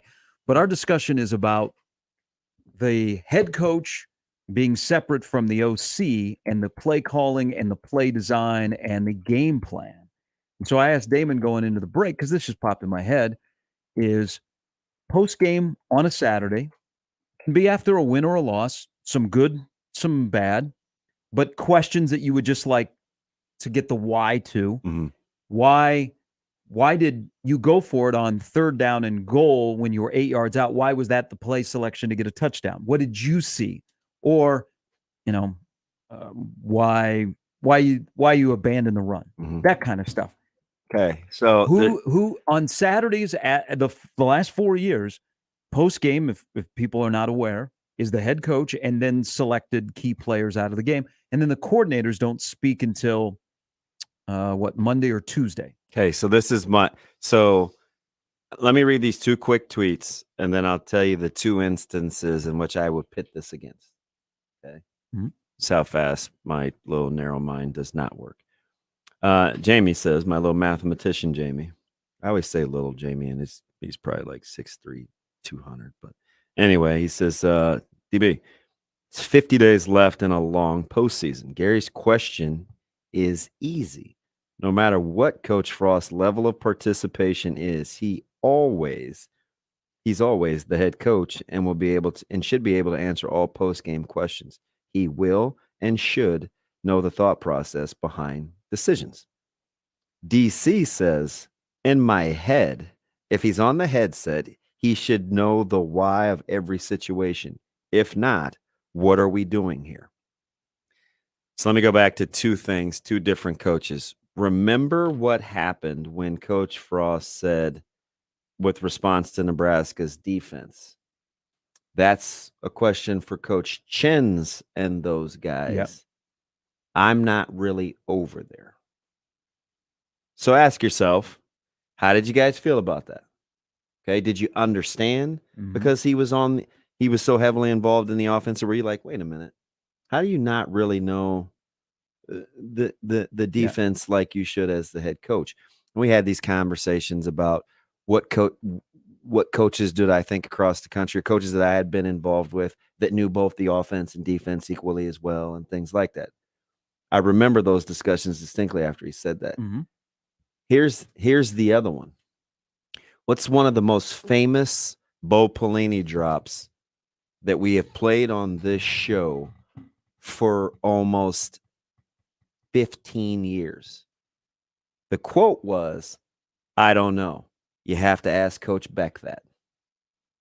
Do we remember those days? Great recall. Right? Yes, absolutely. Right? That's the first thing I thought of when you asked. I was in that room when that was an offensive question, and I think it was about Taylor. And he said he sent it to Coach Beck, which at the time I thought, okay, that's smart, because it was a pretty in-depth question that was asked from a newspaper guy. So my point in my point in saying this, it's just how my memory works, right? Mm-hmm. My point in saying this is, weren't we okay at the time when those coaches gave those answers? Correct. Do you feel like it feels like we are. It feels like we were okay at the time with the coaches giving those answers. But now that we've had time to think about it ahead of time, we're like, oh man, the coach should know the ins and outs. So there's two ways. There's 2 things. That's why it's a fantastic question. With the time not being so heavily involved with X's and O's in the day-to-day offense, he told me to my face, one of the things that it's given me a chance to do is to see other parts of the team and get reacquainted with guys on the roster. He really enjoyed that, right? He was going over to special teams. He was, a couple of the on-campus recruits on the unofficials were watching different parts of the Mhm. offense, and he was in defense, and he was following those guys around. And okay, so whatever, right? So that's part of it. I'm like, yeah, that's good, right? You want to get a good handle on the pulse of your team, this, that, and the other. The other thing is, over this amount of time, how much mastering of this offense do you think the head coach should be responsible for? Understanding what Whipple's teaching players. Yeah. If I was the head coach, I'd want to know. I would know about as much as the players know. Okay. If that's realistic, then he should be able to know the why behind the decision making. He may not know the what, but he probably should. No, there's no probably to it. He should know the why. And I say all that to say we haven't held other coaches accountable for that in the past. We haven't. So is this a new thing? Am I misremembering? Well, I think there's a new element in because the two instances you brought up, it's a defensive head coach essentially saying, I'll let the offensive guys take care of that because I'm over on the defensive side of the football. Then the complete opposite. I'll let Eric Chenander take care of that because he's the defensive guy. I'm over on the offensive side of the ball. Now I'm asking the head coach to comment on the offense. If he says the same thing about defense, we're going to be okay. We get that. Okay, so but he can't say that about the offense. Yeah. Hey, so let me ask you something. Was there ever any consternation about the quote unquote real DC between Bo and Papuchis when it came to answering questions in prep? Right? Yeah. We got a lot of revisionist history this morning with how we think coaches should answer questions. Because we haven't always held folks accountable when it came to that. We weren't asking Pat, right? We were asking Bo. Well, that's Bo's defense. Shoot. Papuchis was the coordinator. Right? It's an odd relationship. JL says, John, he's like, I always took the head coach saying, I don't know, ask whoever as the head coach saying the other coach needs to answer for the decision, good or bad. At least I hope that's what it meant. See, I don't know. DC says that another difference this year and the past coaches is that his job is on the line. You can easily swing it if you're in control of the O&D of not knowing what's going on the other side of the ball now that he's the CEO. So like a reprieve, if you will, because he's busy trying to get other things together. Mm-hmm. That's interesting. But I want to go back to something you just asked me. Okay. Do you at any point here in the last, 8 months into Whipple being at Nebraska, is there any point in your head you see a funny scenario, however you want to determine and define funny, is there's the quarterback room and Scott Frost is sitting in the room as a student as well?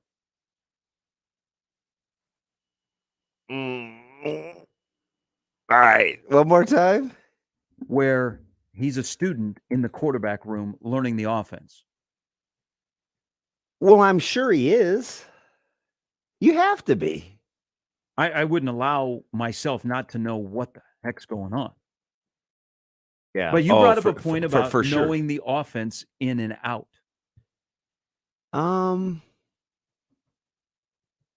Man. I just want in the back of my head, I'm just wondering. See, this isn't the pros, right? So I know Jim Pendry and Dom Capers, right? Like in the pros, those guys typically don't dabble in both sides. But then I would listen to some like Mike Tomlin pressers, and my man would know what the heck the offense was doing with Ben and those guys, right? But I know in the NFL, I think you get a mulligan because it's so much verbiage. I kind of give those guys a pass. Okay. In college, I still only think there's a handful of coaches that are equally well-versed. And they're usually guys that have coached a long time. I don't know if that makes it right or wrong. Mm-hmm. I just think it's difficult. In high school, I think it's even less, even though I think it's a lot easier at the high school level because it's not near as complex and you're doing a lot fewer things.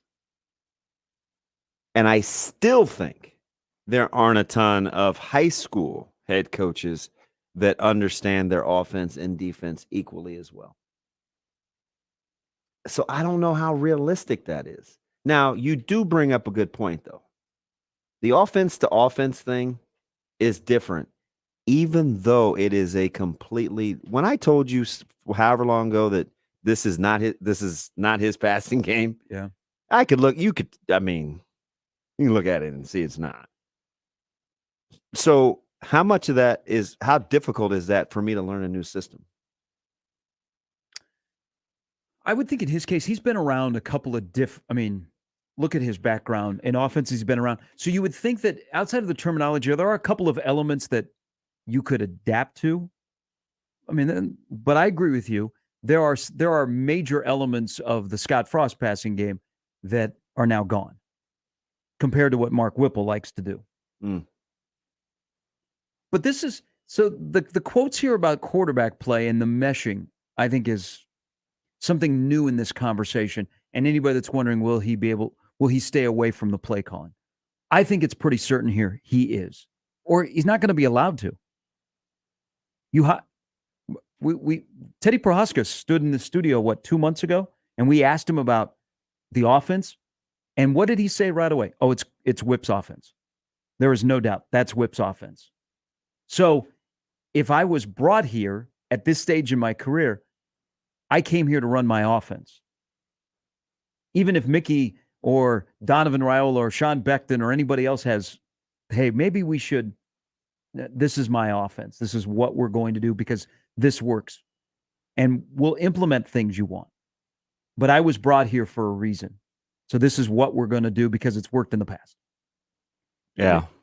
And it's funny, Jamie says, I think that we are missing. What I think we are missing here is how many other programs, what a kid who is the fifth string quarterback interviewed and what he says be analyzed on talk radio. Man, we may need another major sport. See, it's too small minded. The minor is Masker where he is on the depth chart. The major is we're talking about the leadership and the overhaul of an offense and how we'll critique it in the season. Because I all but guarantee you it's going to come up several times.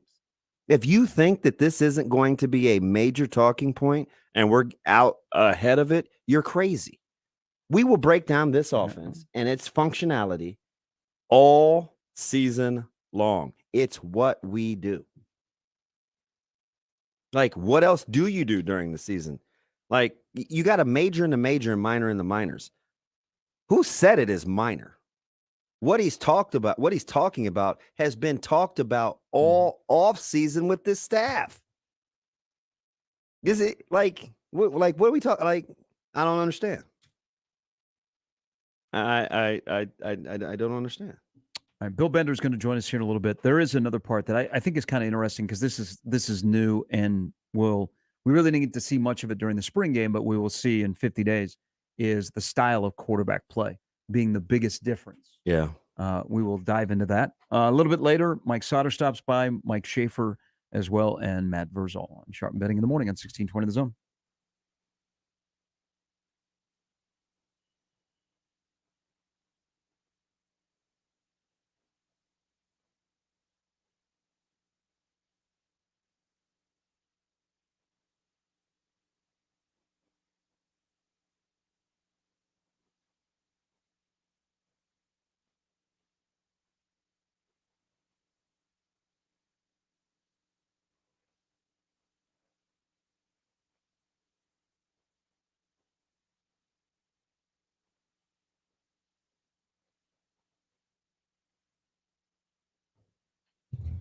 Rotella's Italian Bakery. Hey, you know what? A lot of good protein needs good buns. Who doesn't like good buns? I do. Rotella's over 100 years of doing business. And you know what? They're the community, the business partners, you, the customers, they consider it just a joy and honor to make sure that they're serving you the best way possible. They can handle the stuff on their end, the quality ingredients, the making process, the blending of the new sciences and technology to give you things like gluten free. Those things are within their control. Where you come into play is not just as the consumer, but your ideas. Hey, bun types, bun length, health, what you can consume, what you can't consume. Say, hey, can you help me out? That's how you get things like gluten free and hot dog buns versus brat buns. It's just who Rotella's is, a family time honored tradition right here in the community. It's who they are. It's what they do. It is all about you. You got two options. You can visit your nearest grocer or visit rotellasbakery.com.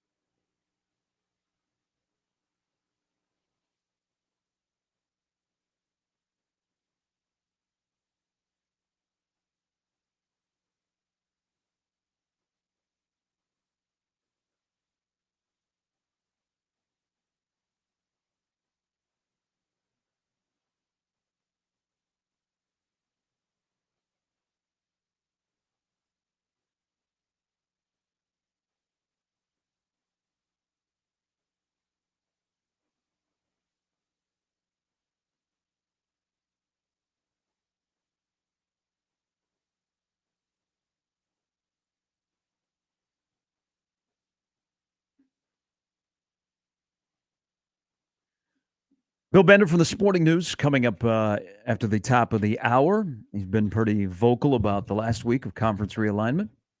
Good discussion here in this hour off of how this is all going to work 50 days from now on game day.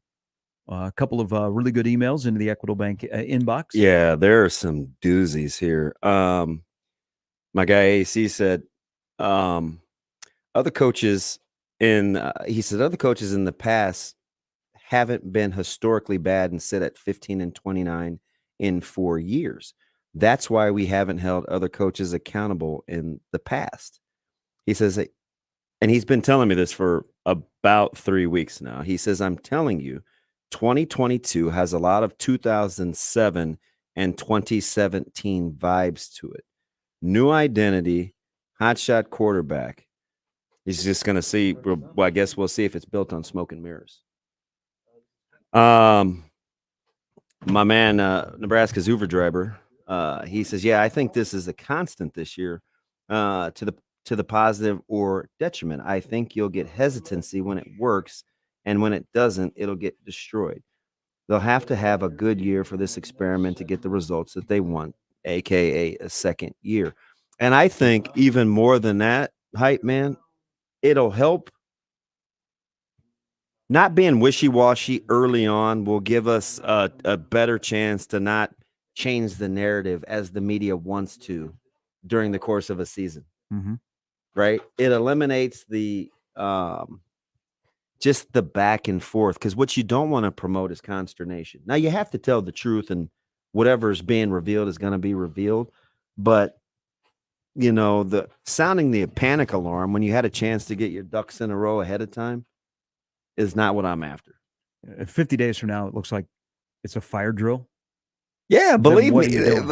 I'm like, that's why I told my man Jamie, I was like, man, save this tweet. But if it looks well coordinated and there's a plan and you actually can see it to the layman's eye on how the game is being called and the game is building up, that'd go a long way from stopping that consternation. But 50 days from now, if it looks like a fire drill and it looks like there's a lot of cooks in the kitchen, and you don't know why is he on the field at this time? Why are you running that play? Yeah. Why aren't you running the ball or throwing the ball? Then we're going to circle back to this conversation we've had in the last hour. Well, there's no question. But I have a firm belief that the guy that is the OC isn't going to put up with that crap. Yeah. He's not a rookie. I mean, I think there's a benefit of him being a guy that's in his 60s that have been around for a long time. And he's got to be mature enough too, along with, Coach Joseph. I mean, it sounds weird. It's not technically what I mean, but you have to let the big guy in. Yeah. Yeah. Oh, yeah. Right. You have to let him in and give him a chance to get acclimated, even though you may want to move at a certain rate or assume some things or know that you've got it under control. It's just like, it's the part of being a good teacher, which is what most coaches are. Your students have different learning capacities, but you got to be willing to go there. A fascinating thing that's going to unfold here. Bill Bender. Again, I asked the question, would that be something that you would have divulged?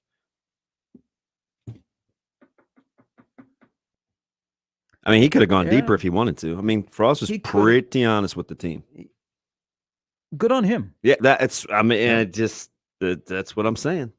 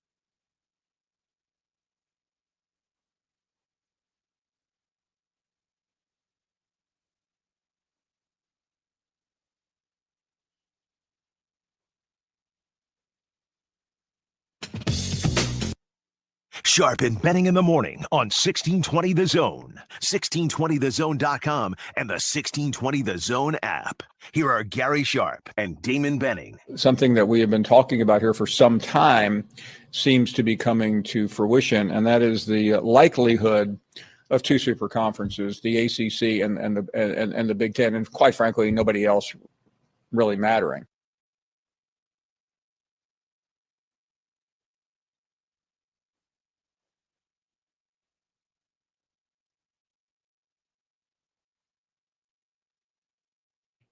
Halftime, Sharp and Benning in the morning, 1620 The Zone, 1620thezone.com. Brought to you by Har Cigars, Pipes, and Lounge. You just want to relax, a little downtime, maybe shoot the breeze, nice cigar, pipe, even a cocktail. Great location off the North 48th Street exit and Mormon Bridge Road, located right next to Cubby's. It's Har Cigars, Pipes, and Lounge. All right, we get closer to the season, and there are so many the countdown is on, the lists are out, the magazines are out, and Bill Bender is back on Sharp and Betting in the morning from the Sporting News. Good morning, Bill. Hope everything is well. It has been kind of a quiet last week, hasn't it? Yeah, right. It's been quite a couple weeks here with USC and UCLA. Obviously, all the speculation about what's next, where the game's headed, all those things. Yeah, your standard things just changing by the day. It's interesting. You're listening to, to Paul's quote, and sometimes he's the king of hyperbole. And I'm not sure how much I think it boils down to two conferences. I kind of see four with three players. Did you lend any credence to it, or did that sound a little more prisoner of the moment? No, he's right. I mean, it's either doesn't matter if it's one super conference, 2, 3, or 4. That's where it's headed. The game's headed toward a super conference model. 4 would be the most like what we have now, and they would just shuffle some teams around and that kind of thing. 2, where I think he's right. I think, the SEC and the Big Ten, even if we have 4, 3, or 2, those two conferences are going to have the most power. They have the most power now, and they're going to have more in the next model. So, I think he's right, and that's not hyperbole at all.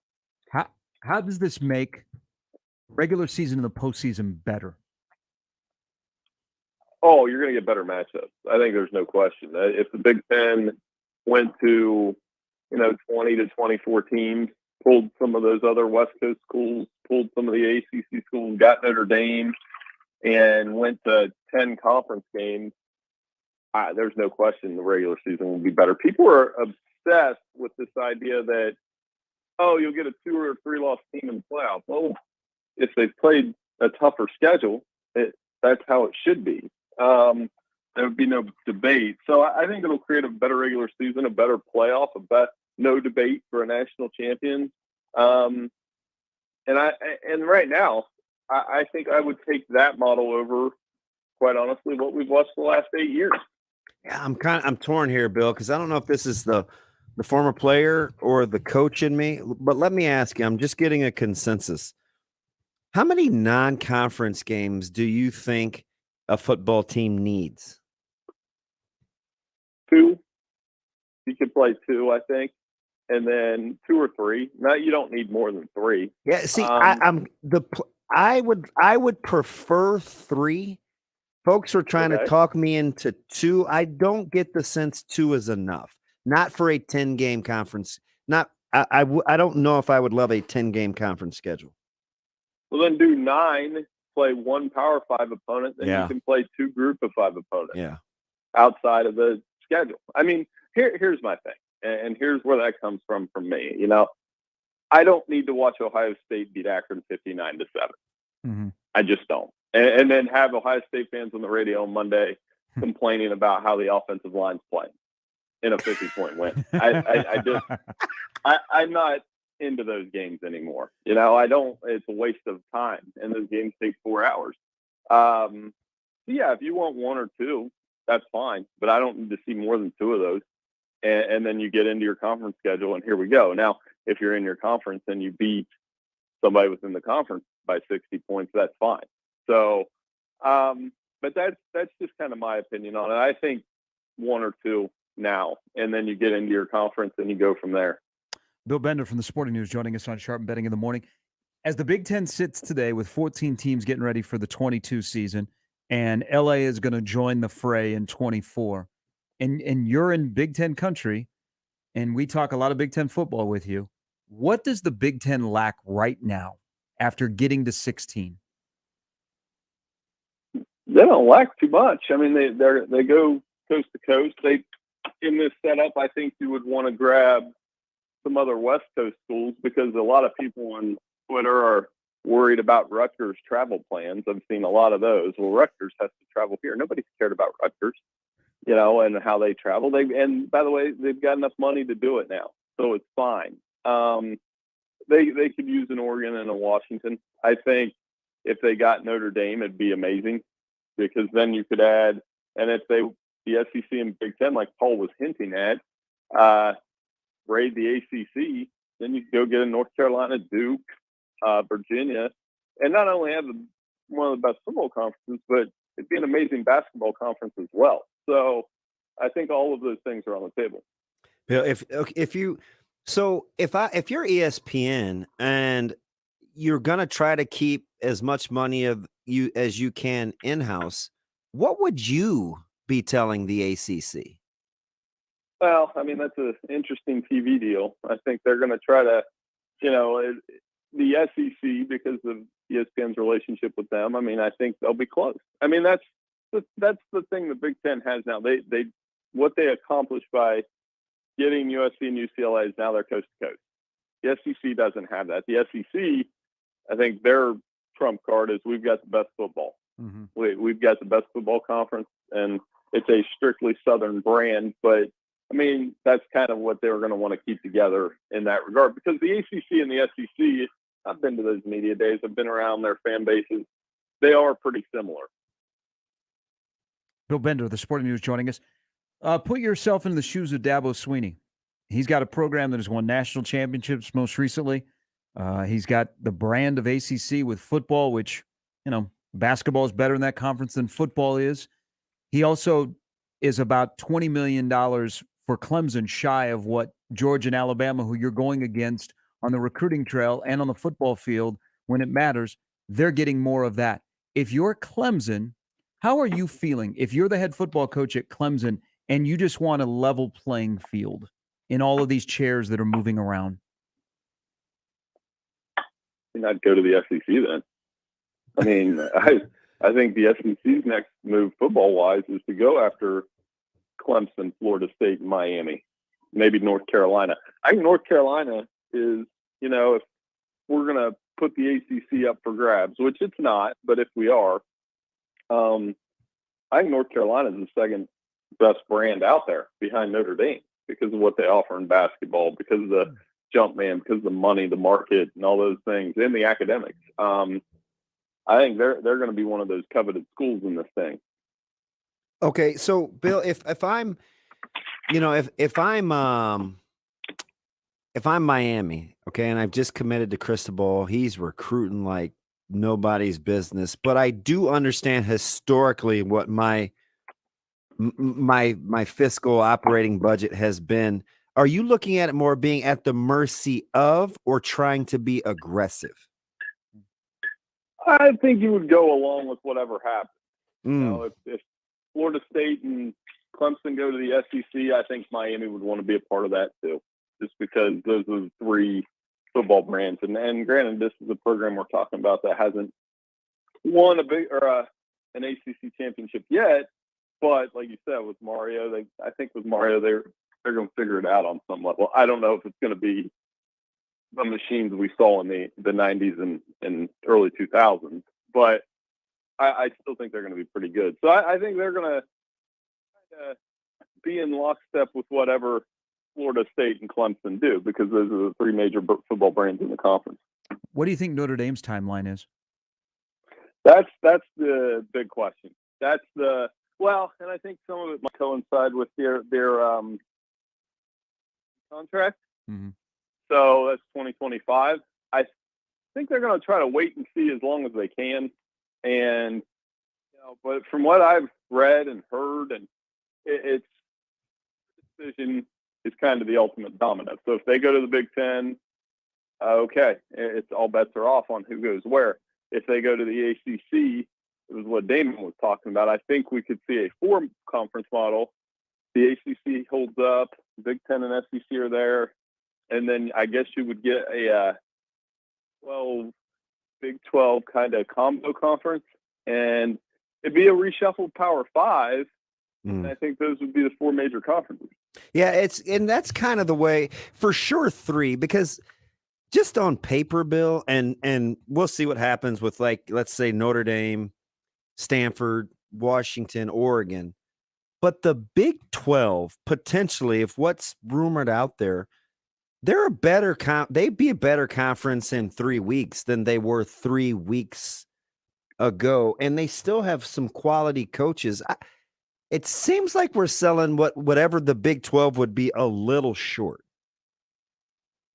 Yeah, I do, and they've been aggressive, right? Yeah, they're not. Yeah, they've been super aggressive with this, and Dennis Dodd's reporting this week, and Dennis is the best, man. It's pretty he's a good. friend too, and he's the best. And so when he's reporting that stuff, that means it's happening. And if they did do a Pac-12, Big 12 kind of combo, that would be their way to survive. I mean, I had one of my buddies that we coach basketball together. We were kind of, he's a friend, so we were kind of sketching out what those conferences would look like. And like you said, Damon, it's very feasible. It makes sense.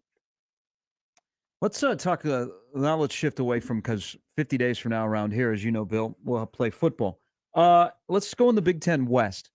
Damon and I have talked for the last couple of days about Wisconsin and the list that Paul Chryst shows up on. He's still top 5 coach in the Big Ten, according to some, but they haven't been in the championship game in the last 2 years, and they haven't. There are a lot of teams, especially in Lincoln, that would take the last couple of years of Wisconsin. What's your feelings on Wisconsin this year? Graham Mertz still at quarterback, new offensive coordinator. They've got some key pieces to fix. What does 2022 look like in Madison for you? Well, I got a good running back too, and they'll be pretty good. Man, I'm just sorry you threw me off because you asked me an actual football question. I haven't answered one of those in 2 weeks. So I'm like trying to scramble here to be like, oh yeah, there's football. No, I think it comes down to the quarterback position too, right? With Graham Mertz, can he be that guy? And they're going to be up there among the favorites. I think Iowa's very similar, except they've got the quarterback, and it leads into what I kind of want to tell you is I think Nebraska can be in that mix. And if you look at the offenses on paper, Nebraska has an offense on paper that can compete with both of those. It's just a matter of how it comes together. So, Bill, if you're parsing through the West, and it's pretty difficult, right? Most of the win totals are 8.5, and then there's that bunch at like 7.5, 7. So you assume it's going to be close. Who's the next? Let me ask it to you this way. If you go over to the East, has Penn State their spot with maybe a peer with Michigan, maybe just trailing Michigan? Is that in jeopardy with what Michigan State has been able to do, or is there somebody else over there as a legitimate threat to Ohio State? It kind of rotates every year. Michigan State, Penn State are all in that kind of same neighborhood. I think Michigan has an opportunity to separate themselves a little bit because they obviously have coming off going to the playoff, winning the Big Ten. But, the Michigan State's right there. And Penn State, it's a really interesting season for them because now they have James Franklin long term. He's not flirting with another job. He's there. And they've got an interesting debate at quarterback because they've got a 5-star freshman coming in named Drew Allar. Is he going to play over Sean Clifford, who's been there forever? It is a big year for Penn State in terms of, you're locked into Franklin. So what does that mean? They've been 500 the last 2 years. And Michigan State with Mel Tucker, I don't think they're going away. I think he's going to be a guy who does that well there, very similar to how Mark D'Antonio did. So stick with Penn State real quick because I'm going to run through their schedule. And you're right. They're 11-11 in the last 2 years, 8-10 in the Big Ten. But they open at Purdue. Then they get Ohio, your Bobcats at home. Then they go to Auburn. They get Central Michigan at home. They get Northwestern at home. And then on October 15th, they're at Michigan. 6 games into the season at that point, what do you think Penn State is at? I mean, they could be 5-1 at that point. I think they probably will. That Auburn game is going to be tough, and Purdue's not going to be a gimme for them. So, I mean, anywhere from 5-1 to 4-2. I don't think my Bobcats are going to beat them, although they did win at Penn State last time we played there. So, yeah, I think 5-1, and then that Michigan game will be an interesting kind of turn, because if they win that one, which they've had trouble when they go to Ann Arbor, that they'll be probably that team that we point to challenge the Buckeyes. If they don't, they could slide to 8-4/7-5 because they got to play all those other teams in the Big Ten East, and we'll be back to having this same conversation about James Franklin is like, what's going on at Penn State?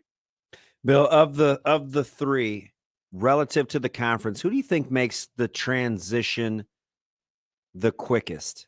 SC, Texas, or Oklahoma?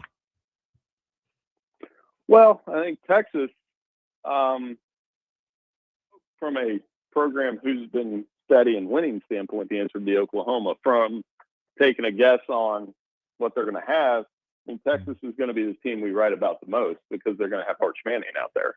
And you've seen how many recruits have flocked to him. So in theory, they should be pretty good. But I think USC will fit from a style-wise to the Big Ten because Lincoln Riley has he's used the transfer portal well. You got to assume he'll recruit.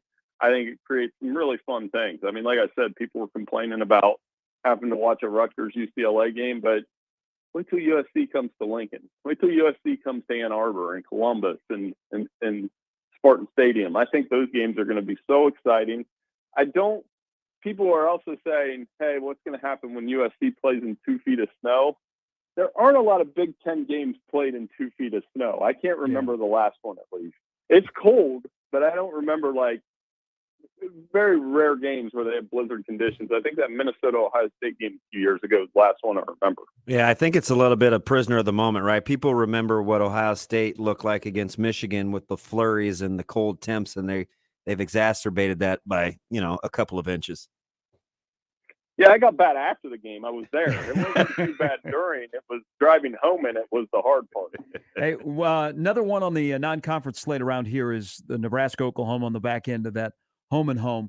First time in 6 years, Oklahoma is not the preseason favorite in the Big 12. It is a really good in the trenches Baylor team with Dave Aranda.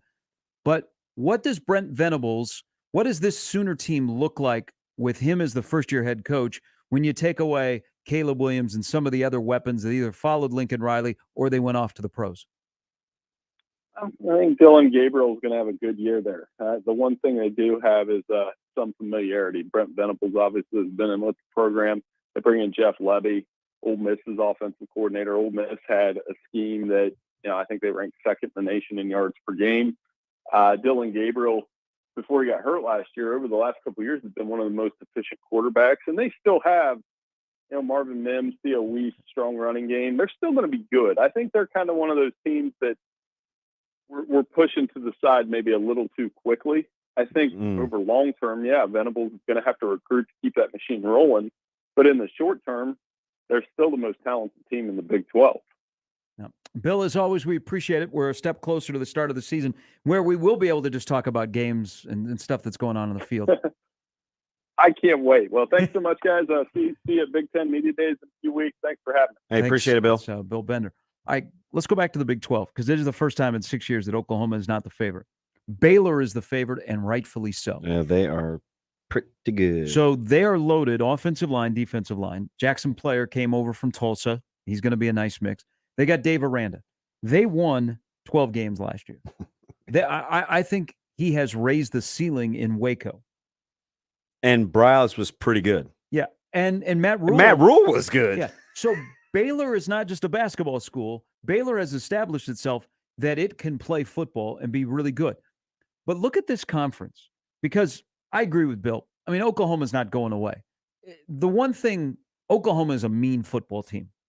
They had some flash and dash with Lincoln Riley, but they had some fellas. I mean, they had some hit sticks that were going on. Now you got Venables, and that is his MO that he had at Clemson. They're going to hit people. I mean, the game on September 17th is going to be a very physical football game. It was last year. It's not all flash and dash and throwing it around the yard. They line up and they smack people. So Oklahoma's not going anywhere. Kansas State has a lot of intrigue. They're recruited well, but those guys are coming later. 22 is interesting. Iowa State is 6th. I mean, Matt Campbell, what does this year look like for Matt Campbell? No, he's not, oh my gosh, he's done. They were 7-6 last year, and they were plagued by one-score losses because of the talent they had. Yeah. Okay, so now Hall isn't there. Purdy is not there. They still got Hutchinson, but they got a brand new quarterback, which seems like the first time in a decade in Ames. There's going to be questions about Iowa State. But you know the one, and if you're looking at the best coaches in that conference, again, it goes back to Oklahoma State. And this isn't, Oklahoma State right now doesn't have the talent that they had last year when they made it to the Big 12 championship game. But Mike Gundy is criminally underrated. He's won 10 or more games in 7 of, the last 11 years. And before he got there, where was Oklahoma State football? I mean, the Big 12, as we've alluded to this morning, you add 4 from the Pac-12, and you've got the 4 that are coming, and of course you're going to lose your main staples. They're not in a bad spot, especially with football. Baylor and Oklahoma State are doing okay for you right now. Hey, and listen, it's a little premature, but I'm not so sure. Like, I see a huge difference between Auburn and K-State relative to the conference, right? So, I mean, there are those kinds of teams. And I'm telling you, if everything happened the way that it's supposed to happen, and I'm not including any more new additions to the Big Ten, I'm just leaving it as no Notre Dame, no Stanford, no Oregon. Yeah. The Big 12, as it stands in their conference realignment year, is deeper from top to bottom than the Big Ten. Take a look at the teams at the bottom.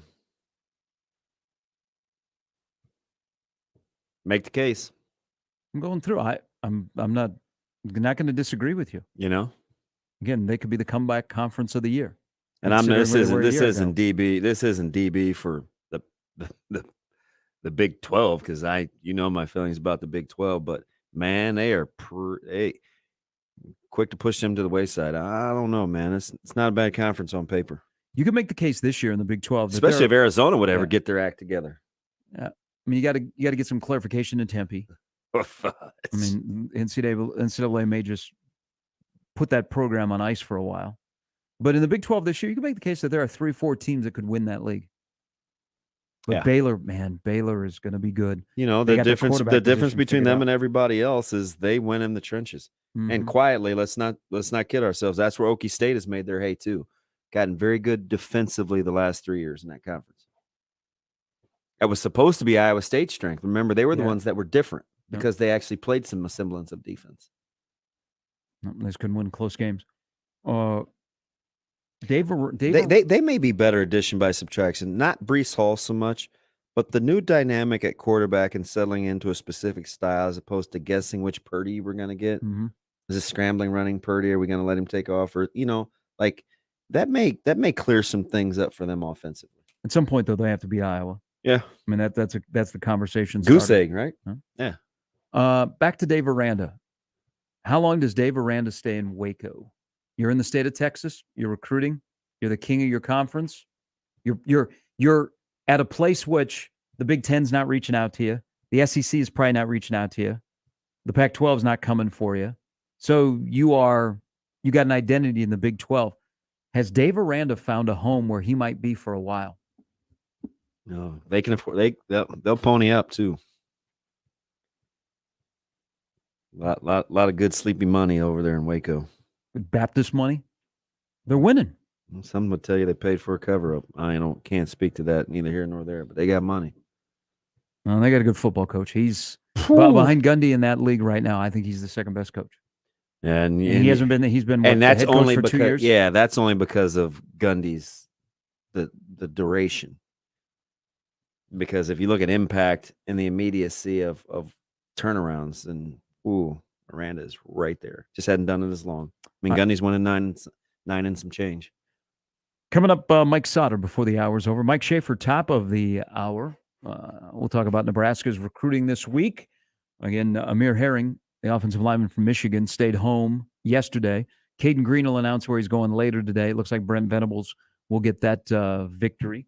But Nebraska had Miller and Rogers earlier in the week. Schaefer's got some thoughts, and maybe we'll dive into our discussion from the last hour about play calling. But we need to, when we come back, we're going to sneak this in before we get to I got some solutions to the quarterback thing. Okay. But we also, what will the quarterback play look different? That's How what it will look that's different. where I'm at. So we'll do that coming up. Plus, Matt Verzal stops by as well before we send you off to the weekend on a Feel Good Friday edition of Sharp Betting in the Morning on 1620 The Zone.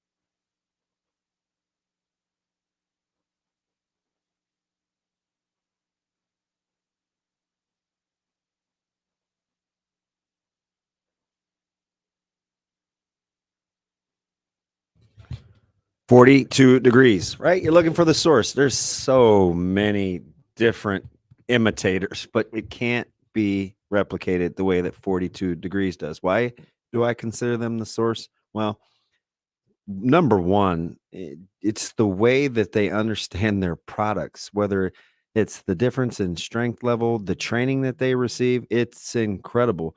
So if you have questions and you're not sure on, hey, what's what, or how does this work, or what's some of the impacts, absorption rate, things like that, the knowledgeable staff at 42 Degrees is just different. Just do yourself a favor, stop in, talk to the staff, be willing to ask some of the questions. Hey, what are the setup parts? What makes you guys different? And then ask for a free sample. That's all you really need to do. Just try it for free. There's even stuff for your pets. It's pretty all inclusive, and it can be for you. Doesn't have just to be a DB thing. Stop on out. 10 of great locations right by your mom's house. It's 42 Degrees.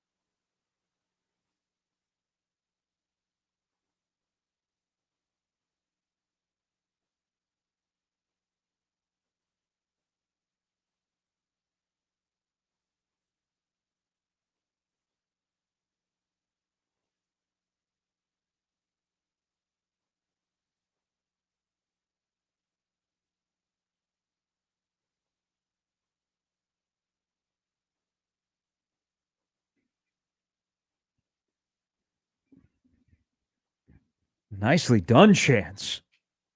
Welcome back in Sharp Betting in the Morning. We maybe we'll touch on with Mr. 7 on 7 when he joins us in a little bit. Troy Vincent is pushing for the NFL to push flag football for the Olympics in 2028. He said flag football is going to be the future. I'm like, when we're dead?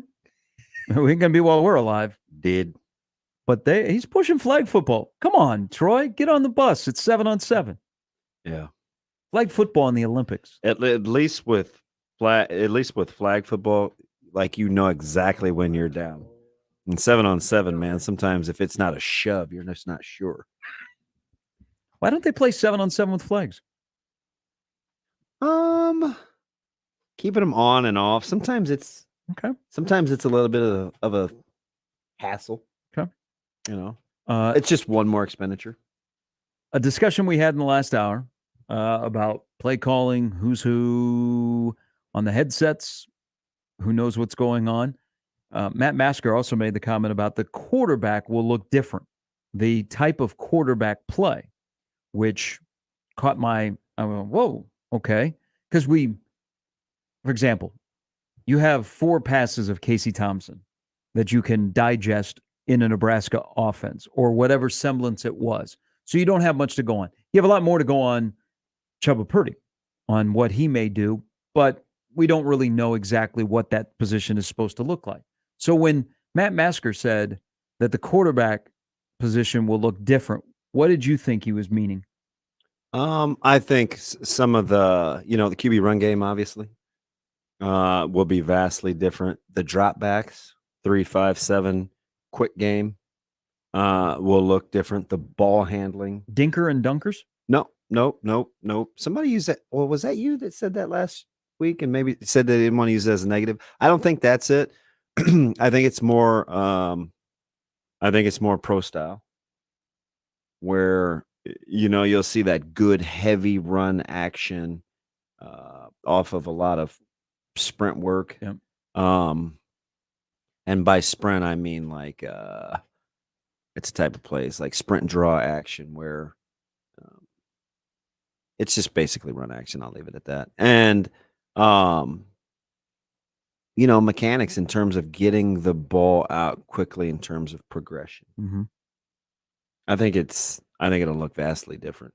And it's interesting because I go back to the discussion that I was having with you and Steven on if you could have an offense that's functional, that looks pretty good, that you like in the red zone, whatever, that doesn't harp on quarterback play. I mean, will we be lamenting just because a guy can play catch? That should be expected. And if this offense plays catch, they should probably be pretty good. Like, will we be saying, no. "Oh man, did you see the way that such and such hit that dig route?" You know why we will be different? Because what sounds so simple has been a difficult task for 4 years. Just you were one of the first people that brought it up, and I kind of chuckled because I'm like, that's just the essence of a quarterback to wide receiver. Just a little pitch and catch. Just play catch. You're out there, I'm going to throw you the football. And then as things unfolded, man, that's difficult. Just from me to you to throw a good football that you can catch. Yeah. And then you can do the most important thing with it, and that is get yardage.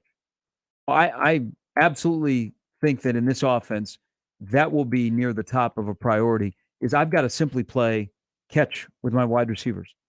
Not catch 20 yards down the field, but if I can play catch with you 5 yards past the line of scrimmage, 7 yards past the line of scrimmage, I mean, look at how much of a benefit that is. Yeah. And not throwing the ball at your ankles, but throwing it where you can catch it and on the run. I mean, hitting wide receivers in stride. Yeah, that's a big deal. Look at how successful Adrian was with Stanley Morgan. Look at the ball that Conley just caught against the Rams. It was in stride. You don't have to think much as a wide receiver. He still almost dropped that one. Come on. The pass was a little high. That was a young Mahomes throwing in that game against the Rams. Yeah, I actually think it's going to be pretty important. And getting the ball out on time is going to help everybody. It's going to help your wide receivers. It's going to help the rhythm of your play calling. It's certainly going to help your offensive line, which will be a huge benefit if you're going off of last year. Holding your blocks. Yeah, what's going to be interesting? If balls are delivered on time, that means that they're at their drop point. That limits your potential for holding too, with pass rushers playing across your face on scrambles and protecting areas that aren't designed to be protective when you first draw the play up. Mm-hmm. Now, I'm all for, quarterback scrambling, and you don't want to be a statue back there, but you are more inclined to get holding calls when you hold the ball or you're doing things in the pocket that aren't under the same clock as the original design of the play. Like if it's 5-step, then it's 5-step. If it's 7-step, then it's 7-step. Yep. If it's quick game, get rid of it. Things like that. All right, Mike Sauter from Rock Hill, South Carolina, coming up next.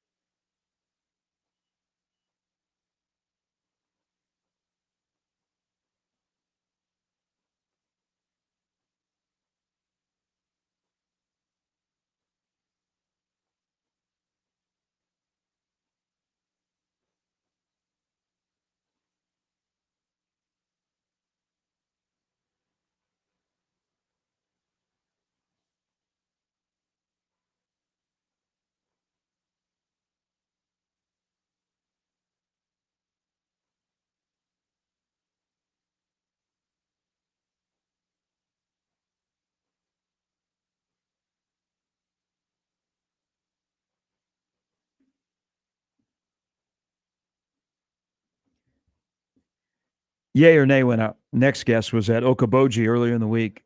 He listened to this song. We out here. Mike Sauter from the NEB Preps joins us now from Rock Hill, South Carolina, where he is at the Adidas 3 SSB on the open period to kick off July. Good morning, sir.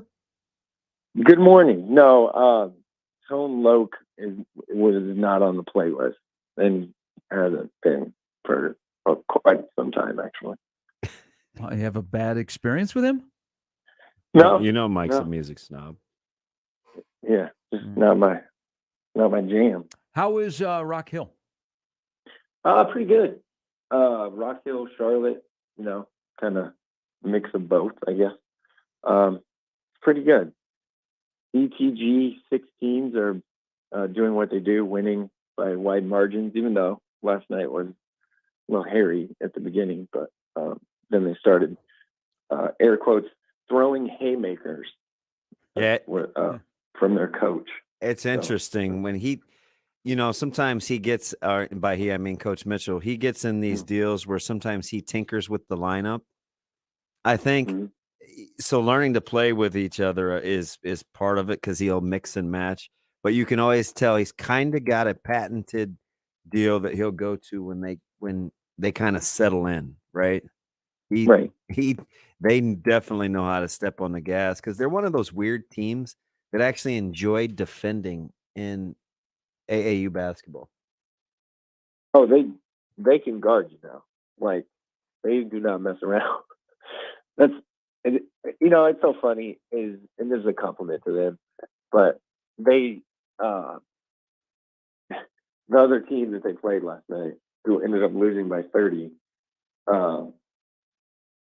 showed up, 2 minutes before tip, trotted in, walking in real slow, and then just got some shots up, and they're out there like, as soon as the game ended before them, they're out there doing what they do, real layup line, all that stuff. As he calls it, break a sweat layups. Right. So, that team is really good without a ton of size. They added Alex Wilcoxon, who has been a really nice addition to that team. He played really well yesterday. He just knows how to play. Imagine that. Gretna kid knows how to play. So the team's really good. I mean, they lost CJ Mitchell, and then they add Alex Wilcoxon, another really good guard. So we'll see. They play, I guess it's, 9 or something. They play in an hour and a half, 2 hours, something. Yeah, they're 12:15. Yeah, that's what it is. Yeah. I know I'll be there. Well, hey, if you don't go to basketball, I would recommend going to Carowinds, the amusement park right there in Rock Hill. I drove by that thing and I was like, "What is that? A Six Flags thing?" Because right, kind of off the interstate. And then you're like the third or fourth person that said Carowinds. They have a huge roller coaster. Yes, they do. Awesome. It's a good amusement park, but I can see it's kind of a Six Flags. Not a chance I'm getting on that roller coaster. You had enough amusement, man. You're good, man. You need to simmer down. Yeah, I need to. It was a how do you say this? Long morning, or no, early, late morning. Yeah, it doesn't sound like it. Yeah, whatever it was. Short night, early morning, right? Right, that's what it is. Yeah, whatever that is, that happened to me yesterday. So, but no, it's been good. 17's actually won 2 games to start off the weekend. So 15s have not played well. I haven't seen them yet because obviously the 16s, as long as they keep winning and the game times are the exact same, or you can't drive 40 minutes to get to somewhere if the game times are back to back. But I will say I am excited to see the girls Adidas 3SSB championships start on Sunday. So I'm going to watch a little bit of I think it's ETG Midwest Elite girls, Britt Prince. That's Britt Prince and company. And Yeah, her mom's coaching. Jeffers and them. So I'm excited about watching them on Sunday a little bit before I head back. You're surprised to see not surprised, but it's kind of refreshing to see the success that, Supreme's off to a good start in their tournament, the 16s. ETG's off to a good start. Like we didn't poo this upcoming year, but it doesn't get, obviously there's no Salas, there's no Greens, there's not those guys, but the depth, man, especially in 2024 going in 2025 going forward, like that may be something. Yeah, the depth is really, really good. Even 23 doesn't have the highlight. It's gotten that way, hasn't it? The last 3 or 4 months have changed the perception of 2023. Yeah, 23 is. I'm pretty sure everyone would agree that Josiah Dolcer is the best player in the class in the state of Nebraska in the 2023 class. I don't know a lot of people who disagree with that at this point, but it has gotten better. Jake Brack played better recently. He's something else. Scott won't lose a game. I don't know, man. Don't tell that to Platteview. No, Scott has 5 kids that are 6'8" or 6'7" or taller, and they're all post players. Yeah, they're tough. 5 of them. Hey, so let me go back to girls basketball real quick. And everybody knows about Britt and all the offers she's gotten. I think there's maybe like 4 or 5 schools that play Division I women's basketball that have not offered her a scholarship.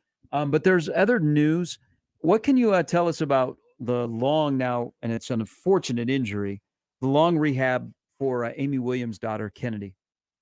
Yeah, that stinks because I love watching Kennedy Williams play in whatever sport it is. And I told Amy this, she just goes hard, and it's kind of refreshing to watch her just play hard all the time. It's an ACL and I believe a MCL, both. Definitely an ACL for sure. It's going to be a long road. She heard it actually, I think a month ago in a live period or at an event, AAU event in Minneapolis.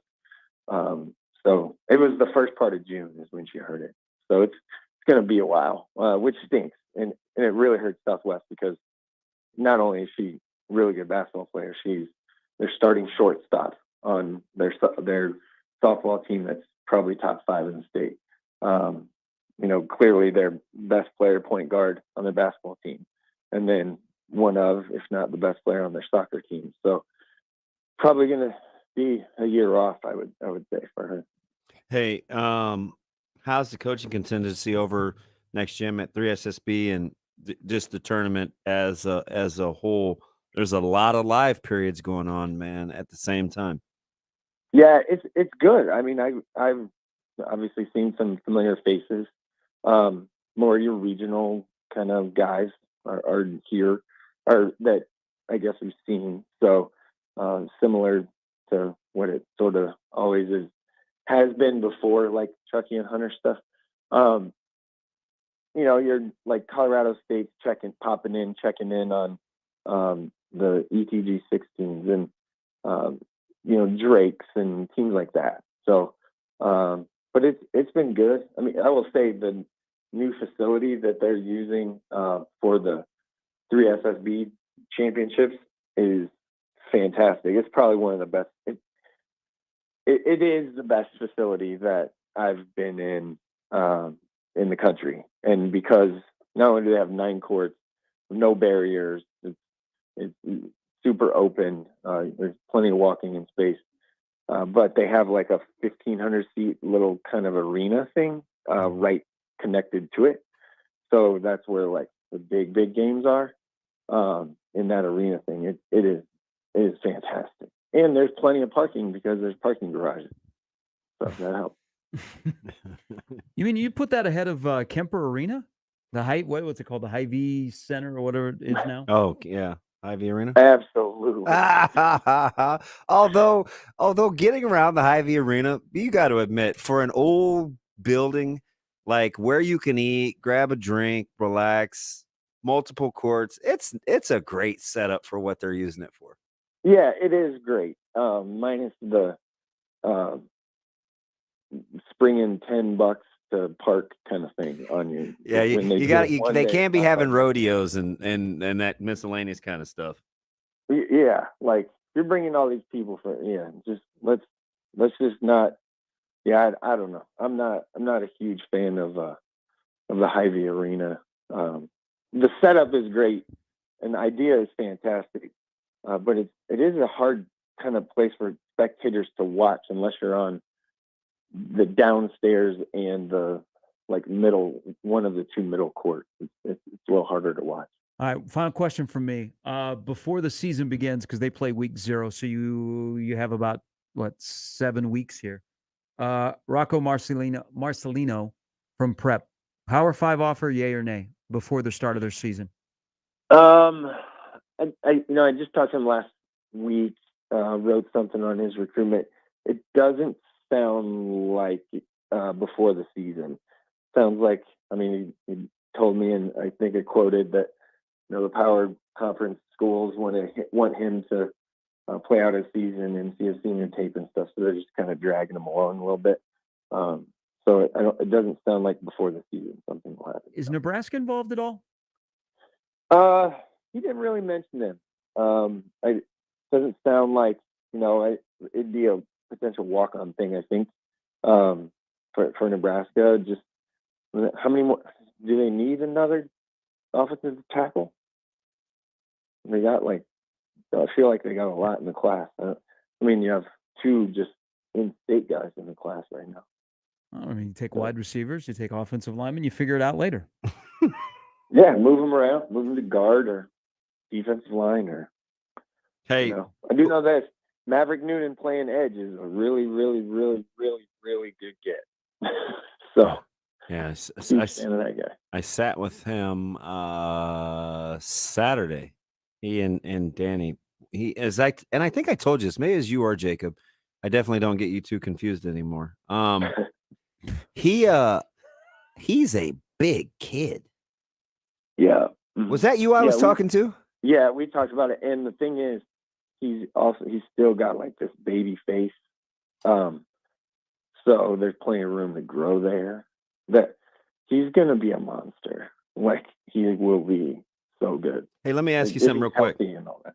What? Who? Let me ask you something real quick. Who do you think's benefited the most from the summer? I almost want to say Brock Murtaugh, but I may be missing somebody. Who's this summer kind of helped the most in terms of their recruiting profile? Marcelino, I guess, is in the discussion. Go ahead. What'd you say? I said maybe Rocco's in the discussion. Who's benefited the most, do you think? Well, the kid with the most offers is Rocco. That's gained the most traction. I would say it's Rocco for sure. And Murtaugh's up there. That's a good one. You'd probably have to go with those 2. Yeah. Tyrell Jordan is a guy that is he's not tall, but that's the only thing he's not. If you look at measurables and all that stuff. Yeah, he was a handful for us. That's all I know. Yeah, he's gonna be a dude that he's gonna be talked about a lot. And he's playing opposite a stud. And you're right. And he's got McMorris working in the slot. That's not bad. No, it's not bad. So I think it's probably one of those 3 guys. But if you just go based off of who got the most offers, it's Rocco that's had. But Tyrell Jordan will be okay. He'll be a guy this fall for Bellevue West. Hey, let me. Can I sneak in one more? No. When's the last time you remember the first 4 or 5 weeks of the Metro season being like this year is going to be with some of the matchups? Well, not any time in the last few years. I just know that Creighton, we'll find out real quick how good Creighton Prep is. I know that. They're the ones I just kind of jump to right away, because you have week 0 Bellevue West, and then you have week 1 West Side. So I mean,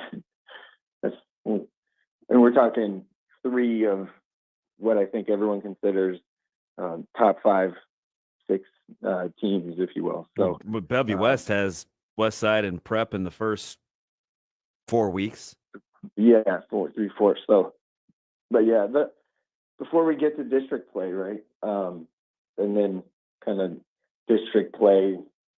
I feel like every year district play is when I kind of start focusing more on, C1 and C2 and that stuff a little bit, and try and hit those up more. But that first couple weeks is going to be a bear. It'll be really interesting. The young Millard North kind of group, how good are they going to be? I was telling Sharpie a couple weeks ago, they have my interest, right? With Vermas and Mooberry and Quaince has still got one more. They have my interest. Well, I mean, we've also said, oh, Millard North's young. They're young for the last handful of years. So at some point you got to get old and stay. You can't just continue to be young. So at some point you got to get old and make that a reason why you're winning games. Get old, stay old.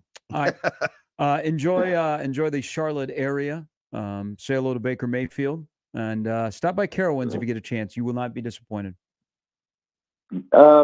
Yeah.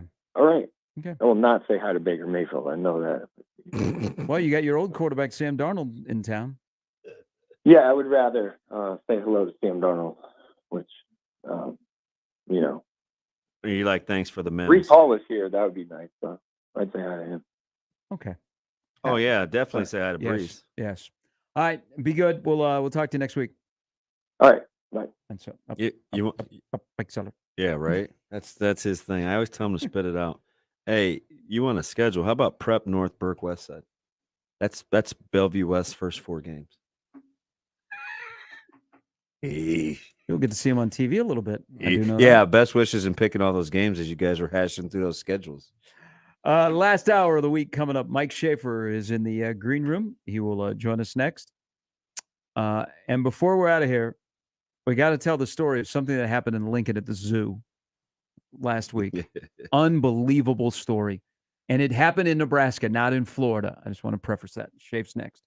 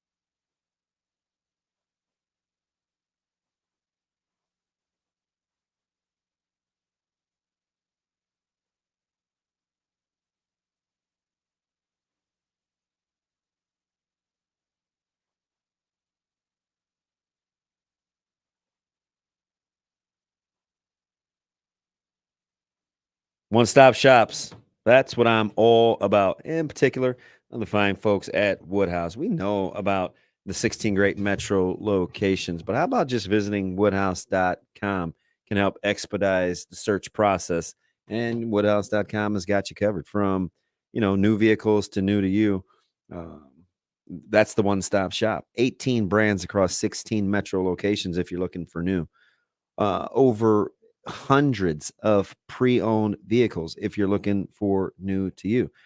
Maybe you're trying to do the math in your head. You're looking for payment options or trade-in values, or maybe you want to start at the beginning and just apply for credit. Guess what? You can do that at woodhouse.com as well. They've served the community in the area since 1975. That's a lot of care and concern that goes into that, and they've become a trusted partner. So if you're looking for one fell swoop for all your vehicle needs to be met, make sure you visit Woodhouse, woodhouse.com.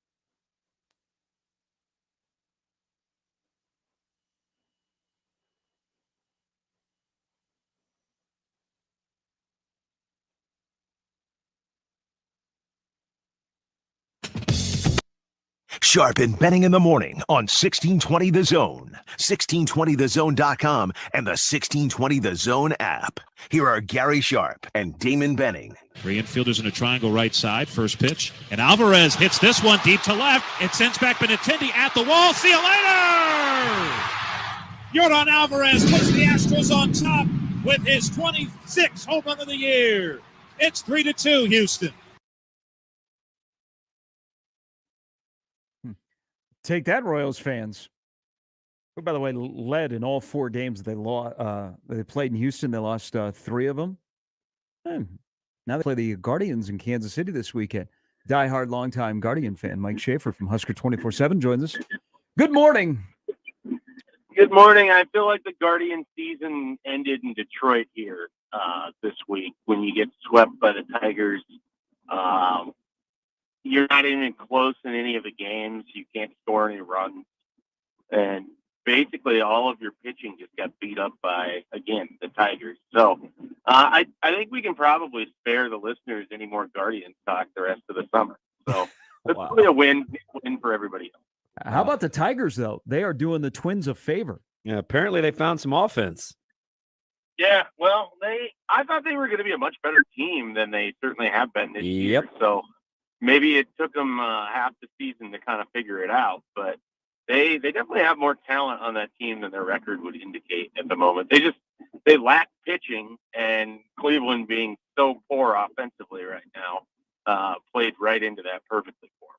Hey, did you fall into the I don't know, did the banana in the tailpipe trick that offense could just wait around and sit on an inning because that's what they had been doing for like 3 weeks?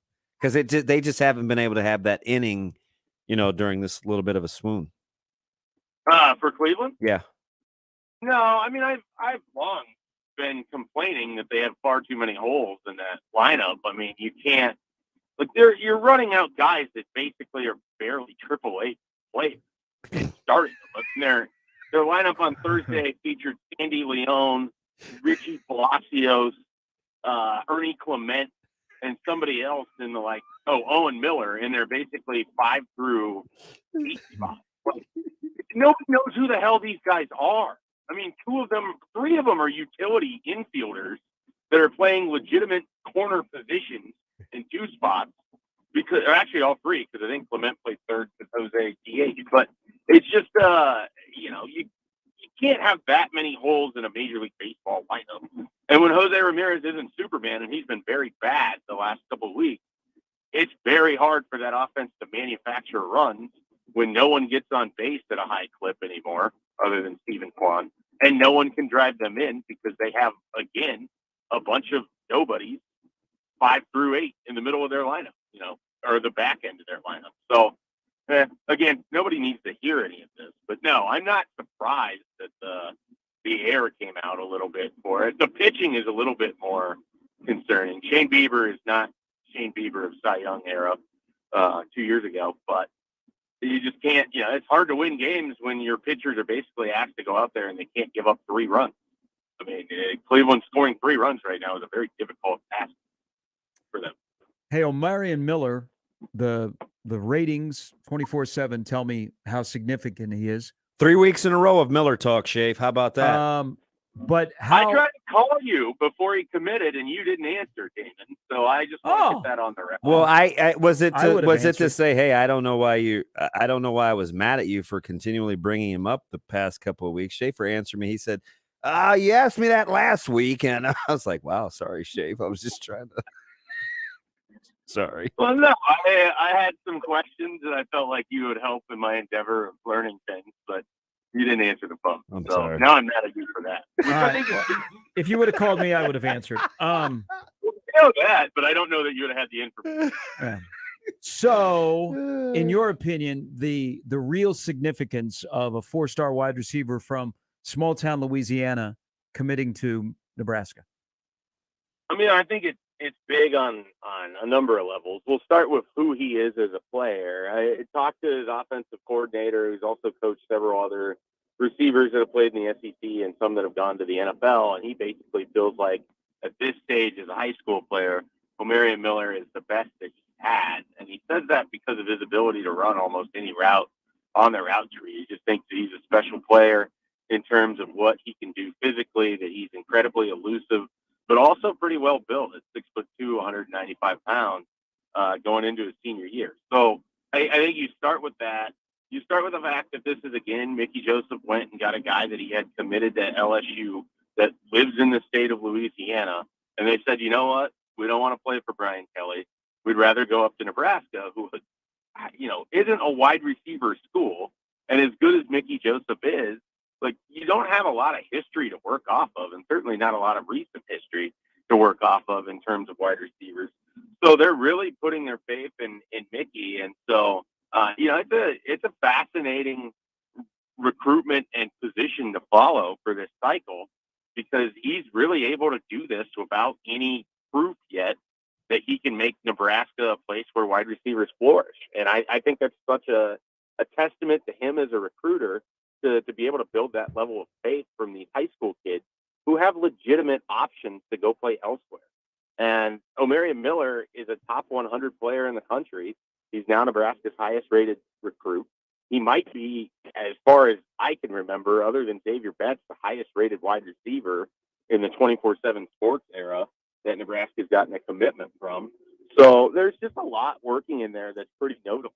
And I'm very excited to see kind of how this all plays out. But the other part of it is, okay, so they went and got this guy. Mickey Joseph isn't done. I mean, he's going to try to get Malachi Coleman. Yeah. And he's not going to stop there either. Nope. He wants more receivers. Yep. Hey, I'm in complete agreement with you that there's not a chance you're wrong when you just said that. And how about the funny thing where apparently something happened, because remember, Miller was like, yeah, I'm going to go back. I'm going to visit here. I'm going to do this. It could be around December. And you just kept thinking, you hear all these rumors and rumblings like he's going to do something soon. And I was like, well, what changed? Right? He went from like potentially after the season, letting everybody know to, how about 2 weeks later, I'm in. Yeah, I mean, that was part of, when you were asking about him, it's like all I'm hearing from our LSU people is that he's holding back off of making any kind of public decision, and that he's got a couple teams standing out in LSU and Nebraska, but it's not necessarily something that's going to happen anytime soon. And then, of course, those are the famous last words in recruiting anymore. And of course, it happened pretty quickly after that. So certainly a big pickup for Nebraska, and exciting times, because this is what Mickey Joseph was brought here to do. He's able to hold him over and develop him as a wide receiver. That's where we're going to see why he's such a special position coach. Pretty certain that Nebraska will finish runner-up today when Caden Green announces where he's going. I don't even know if they're the number 2 team now, based on kind of the weirdness of him deleting everything on it. This is 2022 recruiting talk right here. The weirdness of him deleting everything else on Instagram but a Missouri and an Oklahoma post. So I don't, wow, it's going to be Oklahoma. Hey, I think Nebraska did everything they could. Uh-oh. Terrible cell phone. We know that they pitched the opportunity to be able to play early in his career. But at this point, it feels like they have more traction with the Dallas Hurd, who, again, I don't know when that decision could be coming. But, I've heard to keep an eye, and that wasn't a pun. I was told to potentially keep an eye out there for that one. I think Nebraska really likes kind of how recent conversations have gone with another Louisiana top, 150 type player there, and Dallas Hurd. Hey, so on the heels, and you were kind of on this last week when we were talking, and I know you were on social media. Have you been able to piece together what happened with Braswell?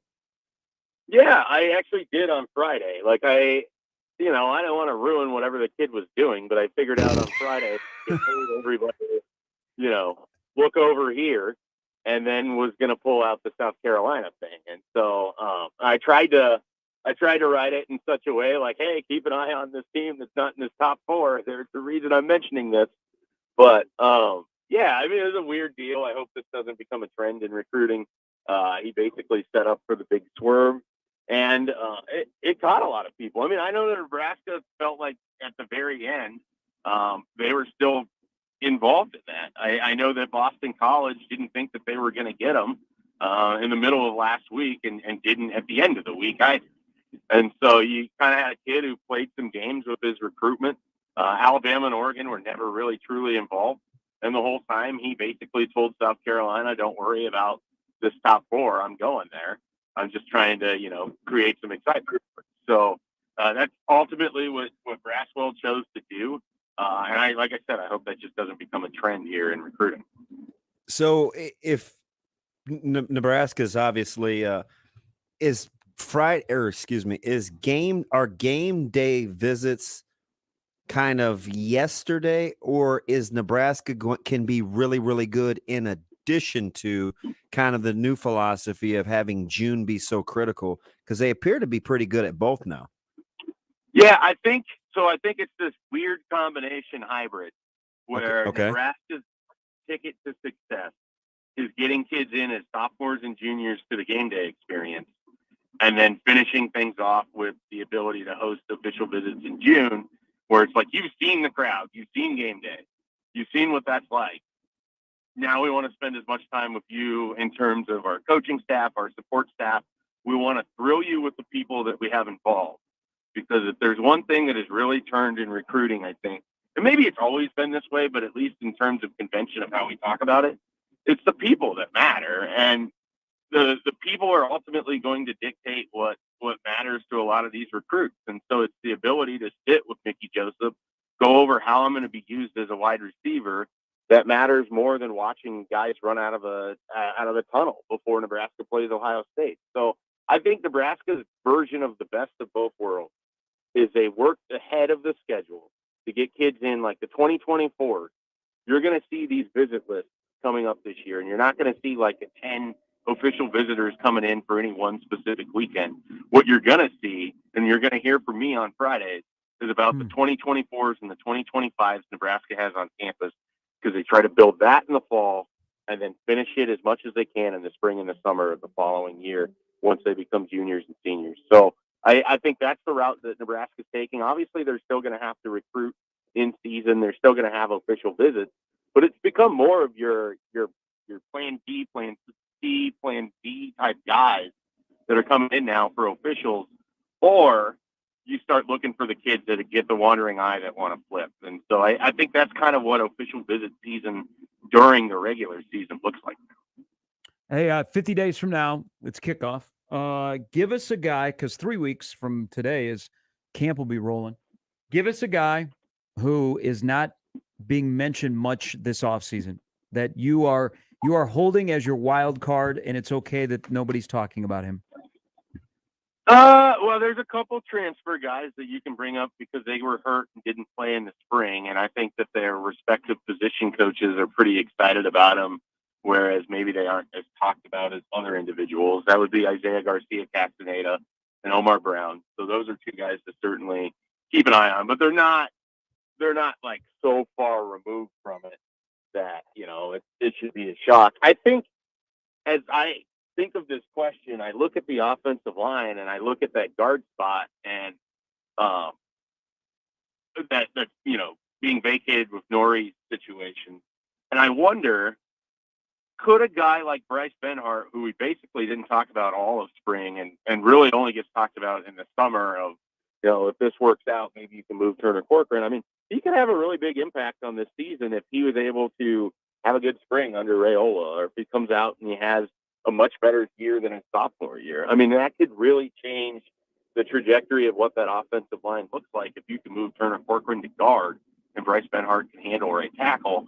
Another guy in that same vein, Henry Lutovsky. I mean, I used my favorite offensive line recruit here recently. And so I want to see kind of how things work out for him.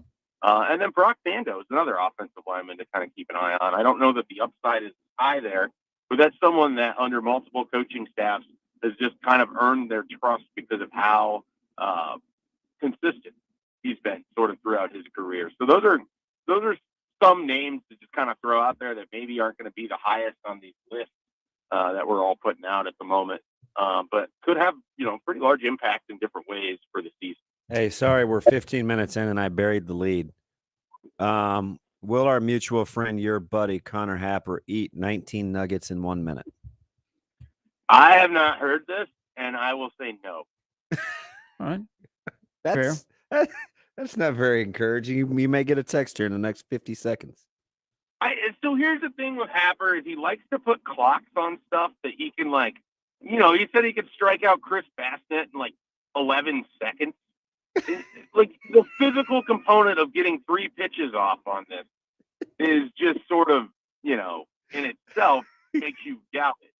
So if he would eat 19 nuggets in a minute, he claims he can do this. Which would officially be a Guinness Book of World Records. Yeah, I mean, he's just kind of the personification of irrational confidence. You know what? I think he's kind of said that about himself, though. He said I think he has told me he's irrationally confident. Yeah, I mean, he's just someone that if there's something that pops up, like if you're walking along a beach and there's a good rock to skip, he would tell you that he would be able to skip that rock 8 times before it would drop into the horizon. He would just pick it at random, and he would have such confidence in it that you'd kind of be like, well, can he do this? And you'd want to see it happen, even though in the back of your head you're pretty sure he's going to fail. Well, we will. I'm pretty sure he'll fail today at 2:00. Happy anniversary, by the way. Hope you and Shelby spend it on the golf course. Yeah, it's going pretty well. She's already bailed for the weekend, so she's in Kansas City. So that's Whoa, hold on. Your first anniversary and your wife is gone? Her sister and my sister-in-law turned 30, and so she's having a birthday party in Kansas City. So we'll be celebrating on Sunday, which is our actual anniversary. But I like to bring that up to just make her look bad because that's the type of guy. Well, we'll hit her up on Twitter to remind her. Now, yeah, please do that. All right. Be good, my man. All right, guys. Take care. Mike Schaefer. Schaefer is hilarious. I can tell you what, though. I was nodding my head. He is spot on with Nebraska's recruiting philosophy. I think. I don't know this for sure. You mean 24, 25? I can just tell how they're recruiting Caleb. got him in early, had the game day thing, and it immediately changed his perspective. Immediately.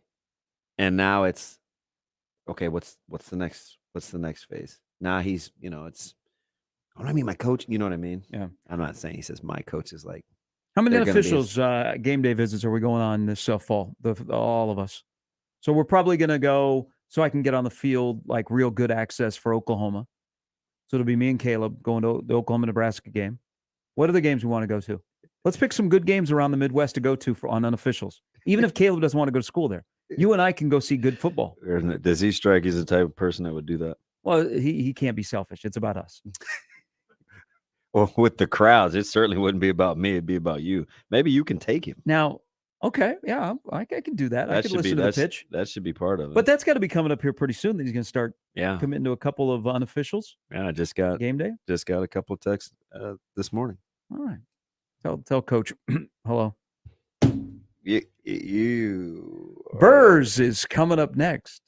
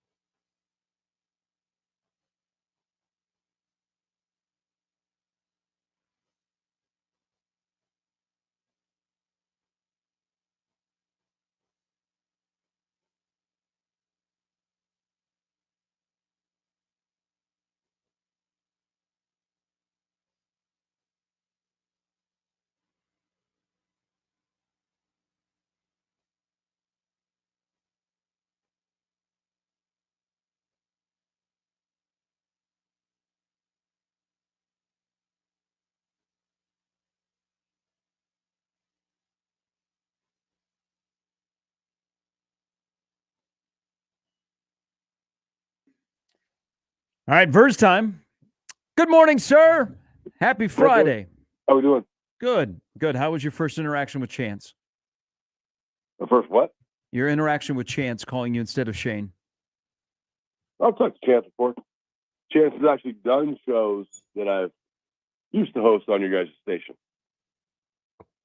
You used to?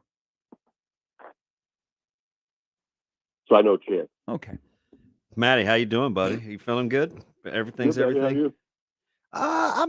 you? I'm good. Got a lot to catch up on. I'm feeling I'll see you pretty soon. Here in the next. Me and you got to catch up on, or Yeah, just in listeners general. gotta Just catch in up on? just in general. Oh, okay. Just in general. How's being at every basketball game ever created going in the summer? It's pretty miserable.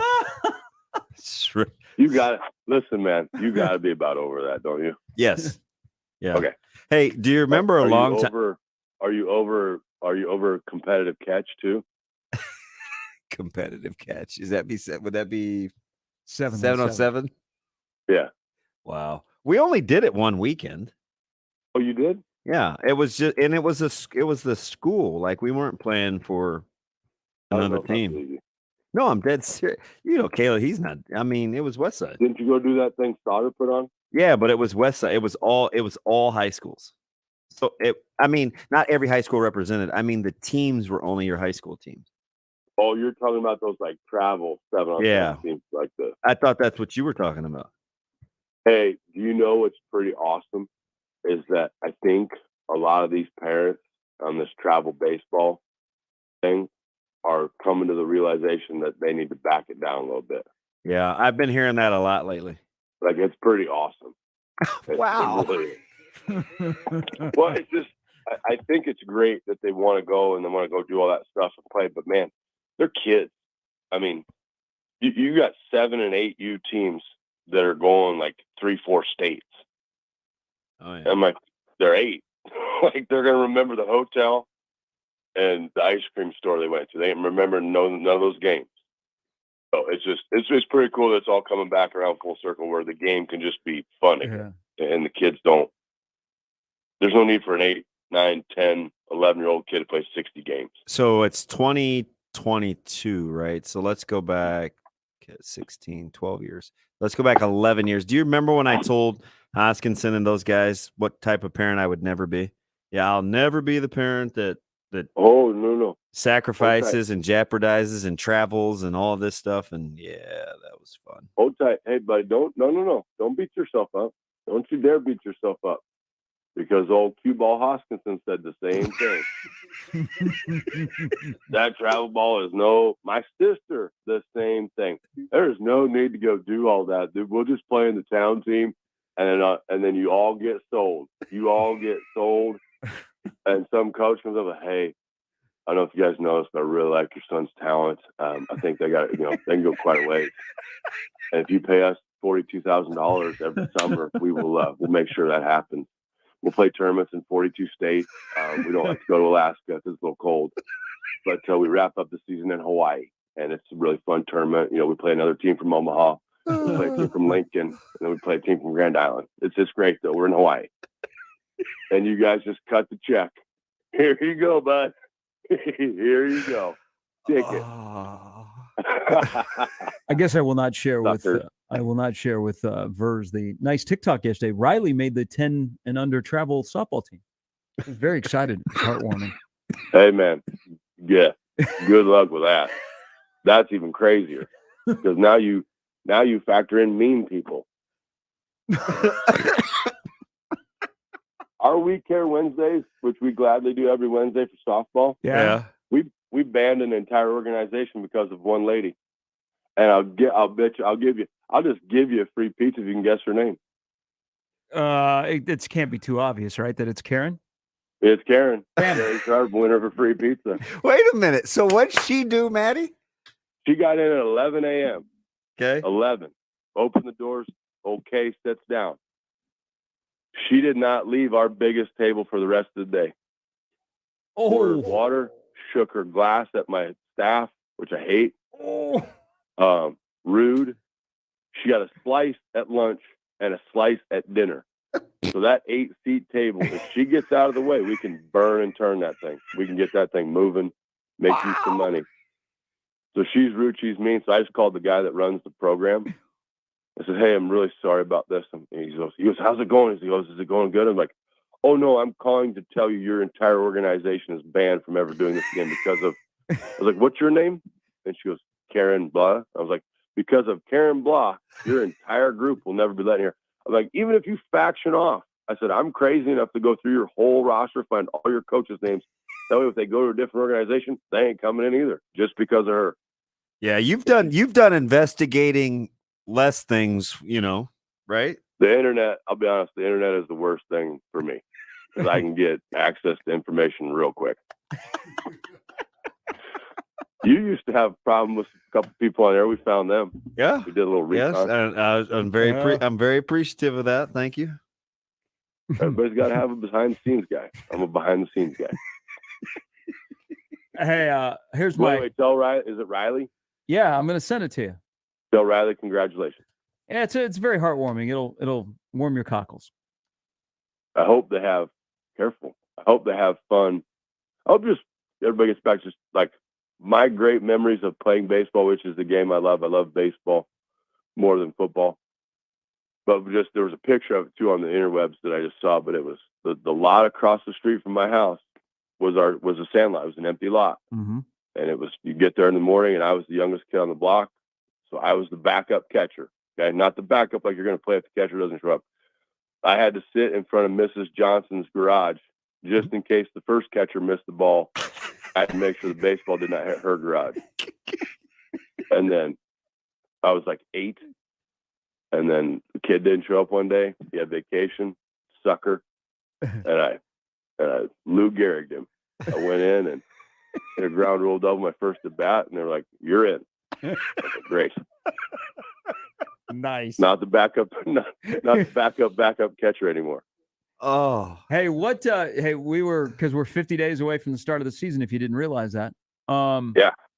What made Dave Remington so good? Tenacity. Oh yeah, like good word. I mean, you go watch that guy.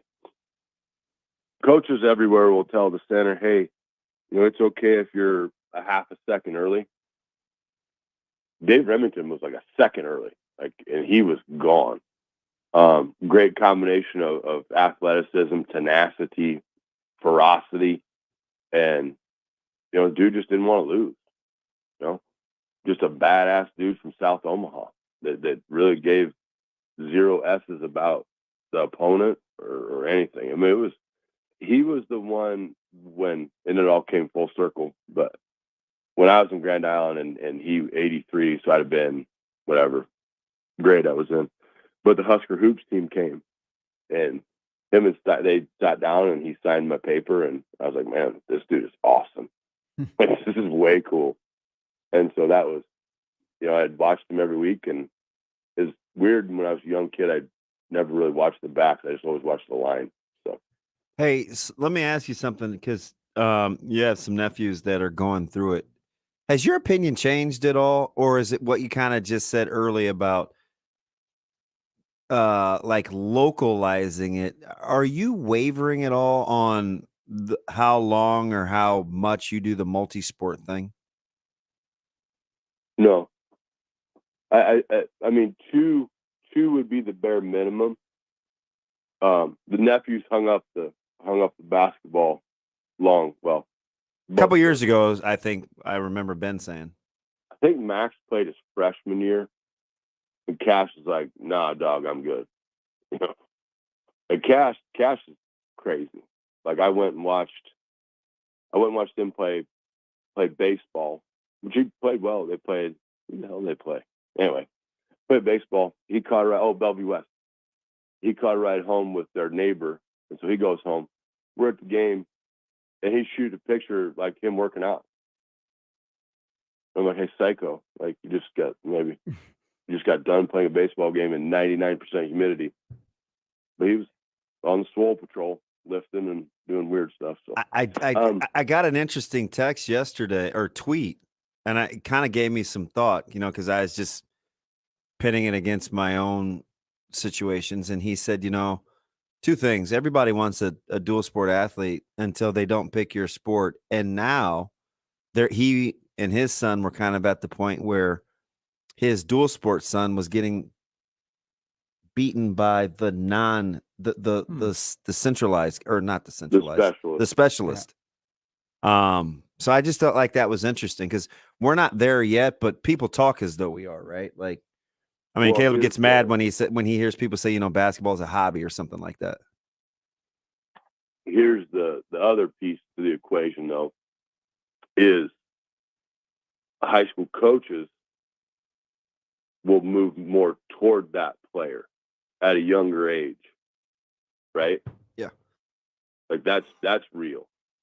The coach, and it's not a fault. It's just they want the best, what they view as the best player out there, right? So the starters on teams are getting younger. You know what I'm saying? Like when you get to varsity, and there's people that if you're a freshman and you're not starting, they take it personally. It's like, hey man, I get it. You played 4,000 AAU games yesterday, but wow, we don't need you. Hey, did you have to sit at one too many baseball games the last couple of weeks, or what, man? No, I'm just feeling it today. I'm on a roll. It's like Kevin Hart. Wow. But yeah, it's just the games change. And like I said, the younger games have changed where parents are kind of like, hey, maybe we don't need to play 48 games in when we're 7.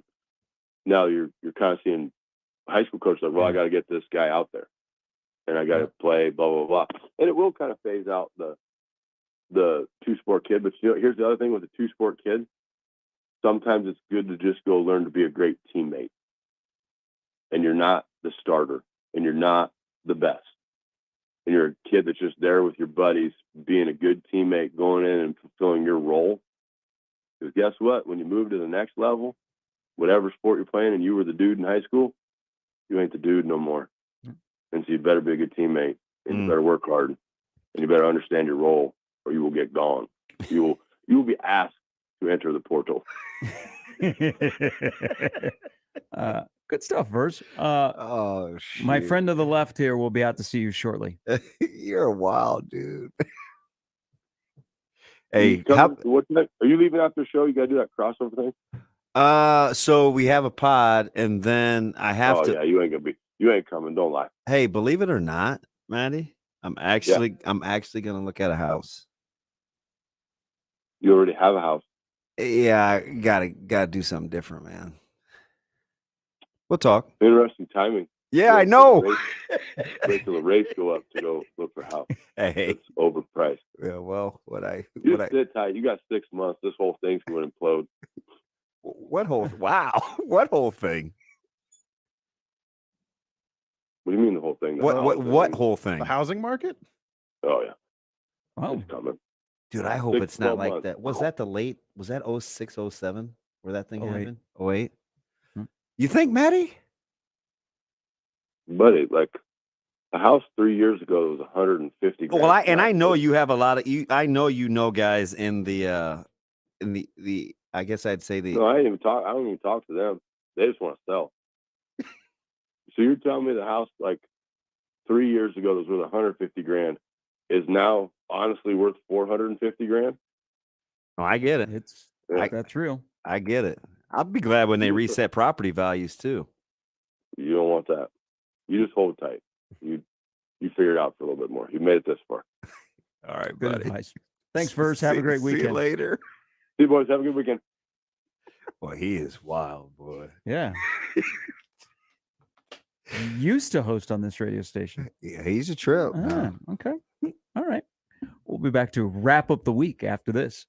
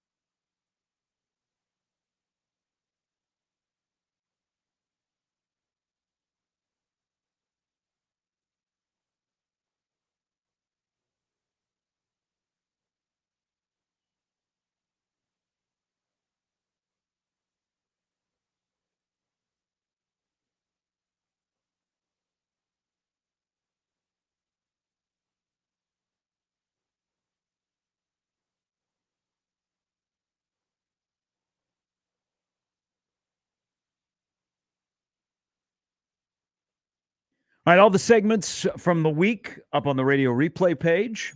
Short week after the 4th of July. Great discussion. Hour number 2 today on Matt Masker's comments and how everything's going to work on offense. I have to share this story because there's a lot of stories that happen and people blame it on where I used to live in Florida. They say, oh, it's the Florida man. This story happened close to home. It actually happened at the Lincoln Zoo. It actually occurred back on the 2nd of July. The Lincoln Fire Department responded to the Lincoln Zoo last Saturday at 2:46 in the afternoon. There was a report that a giraffe had hit a guest member in the head. With his hoof? No, with his head. The giraffe. Oh, he just headbutted the part of the herd. Have you seen them fight? So they knock each other out. So they put the herd. They took the herd off site or out of view. They remained inside. They off exhibit through the 4th of July, and the zoo had adequate time to assess the situation. And so they have protection now between the guests and the giraffe. But there is more to this story. Listening to scanner reports, Lincoln Scanner was able to piece together that after the giraffe hit the guest in the head, the guest sneezed and his eye popped out. Oh. Pardon? So the giraffe hit the dude. Yeah. Probably loosened ruptured his eye socket. So the person that got hit by the giraffe was stunned. Then they sneezed. Their eye popped out. Like, was it attached or was it like a retinal? Was it a corneal replacement or? Well, that's where it gets a little tricky. But somehow this person was able to put their eye back in. Stop. And their eye is completely functional. This happened at the Lincoln Zoo last Saturday. Is it a glass eye? I don't know what kind of an eye it is. But the person, so just let's go. I got more questions. Let's go back through this. A giraffe hit a guest in the head. The guest sneezed. His eyeball popped out. He grabbed the eyeball, put it back in, and carried on through the zoo. Why'd the giraffe headbutt him? I don't know. Chance, do you maybe know? he wasn't. Maybe he couldn't see that it was a giraffe if something's truly wrong with his eye. Do I know? I'm gonna spitball. Why giraffes would headbutt a person? So male giraffes, maybe they're called bucks. I don't know. Male giraffes will basically use their entire neck to wind up and smack into each other as hard as they can. Okay. And this can kill them in one shot, if they aim just right. So I'm not saying the giraffe did a whole walk to the mound, wind up on this person, but that's gonna hurt. Do some damage. A lot of questions that I have follow up on all of this. Mm-hmm. But this has been uncovered on why they moved the giraffes inside for the 4th of July. I don't know why they're doing that. Eye popped out. I still want to know what was wrong with the whole eye thing, because it's obviously not attached like a normal functioning eye. I mean, even Steve Majors would have had to have some. Wow, you circuitry. You win the Employee of the Week for dropping a Steve Majors at the last. Well, 2 minutes I'm of the show. seriously I'm though, very proud of even you. the Bionic Man that wouldn't work. How does that? Somebody's exaggerating. No, it's like it's actually in the police report. The police report in Lincoln. So Fetty Wap can put it. No, yeah, I know where you're going. Fetty Wap can put in something that makes his eye, because he suffered from he was sick as a kiddo. Even Fetty Wap can put something in, but it's a lens piece. It's not the eye. Yeah, that's why we gotta have. I'm like, hey, questions. what's up? Hello. We gotta. I mean, the person. 1738. But what makes a person the first thing I'm doing when I get hit by a giraffe is not sneezing. Maybe. So, have you ever been so this is real, Sometimes you get hit so hard, you know what it elicits? A cough. Yeah. So maybe it's Yeah. like that. Okay. Sneezed and the eye came out. That And they had were- to be one in which you couldn't control at all either. Like you couldn't even like use your free hand to get it. I want to know what it was though. Yeah, there's so many questions here, and we need follow up. And it appears that We should nobody's have cooperating. Robert Littell write the headline. Harambe gets sta- shot. Hey, guess what just state- Drafts get to go inside. Just remember, this was not in Florida. This was actually in Lincoln. Well, nobody did anything super crazy. Otherwise, it probably would be in Florida. Some people are saying that if you get hit in the nose, you sneeze. Yeah, that's a thing. Does that happen in boxing? Well, I've been hit. Yeah, actually, it has. Like Really? Yeah. Oh yeah. Like that'll happen, All right. especially if it catches you off guard. Okay. Well, I would think that a giraffe hitting you in the head would catch me off guard. But what am I know? I've not been hit by a giraffe before. Maybe we'll get a follow-up now that we have brought this to the public's attention. Journal Star's got to write about it. It's got to be on the front page of the paper. Yeah, I'll figure it out. All right. Great week, everybody. Chance, welcome to the show. For Damon, I'm Gary. Enjoy the weekend, everybody. Make memories. And it is another busy sports weekend, and we'll be back to wrap it up and get you ready for another week closer to the start of the football season when we reconvene on Monday. Have a great weekend, everybody.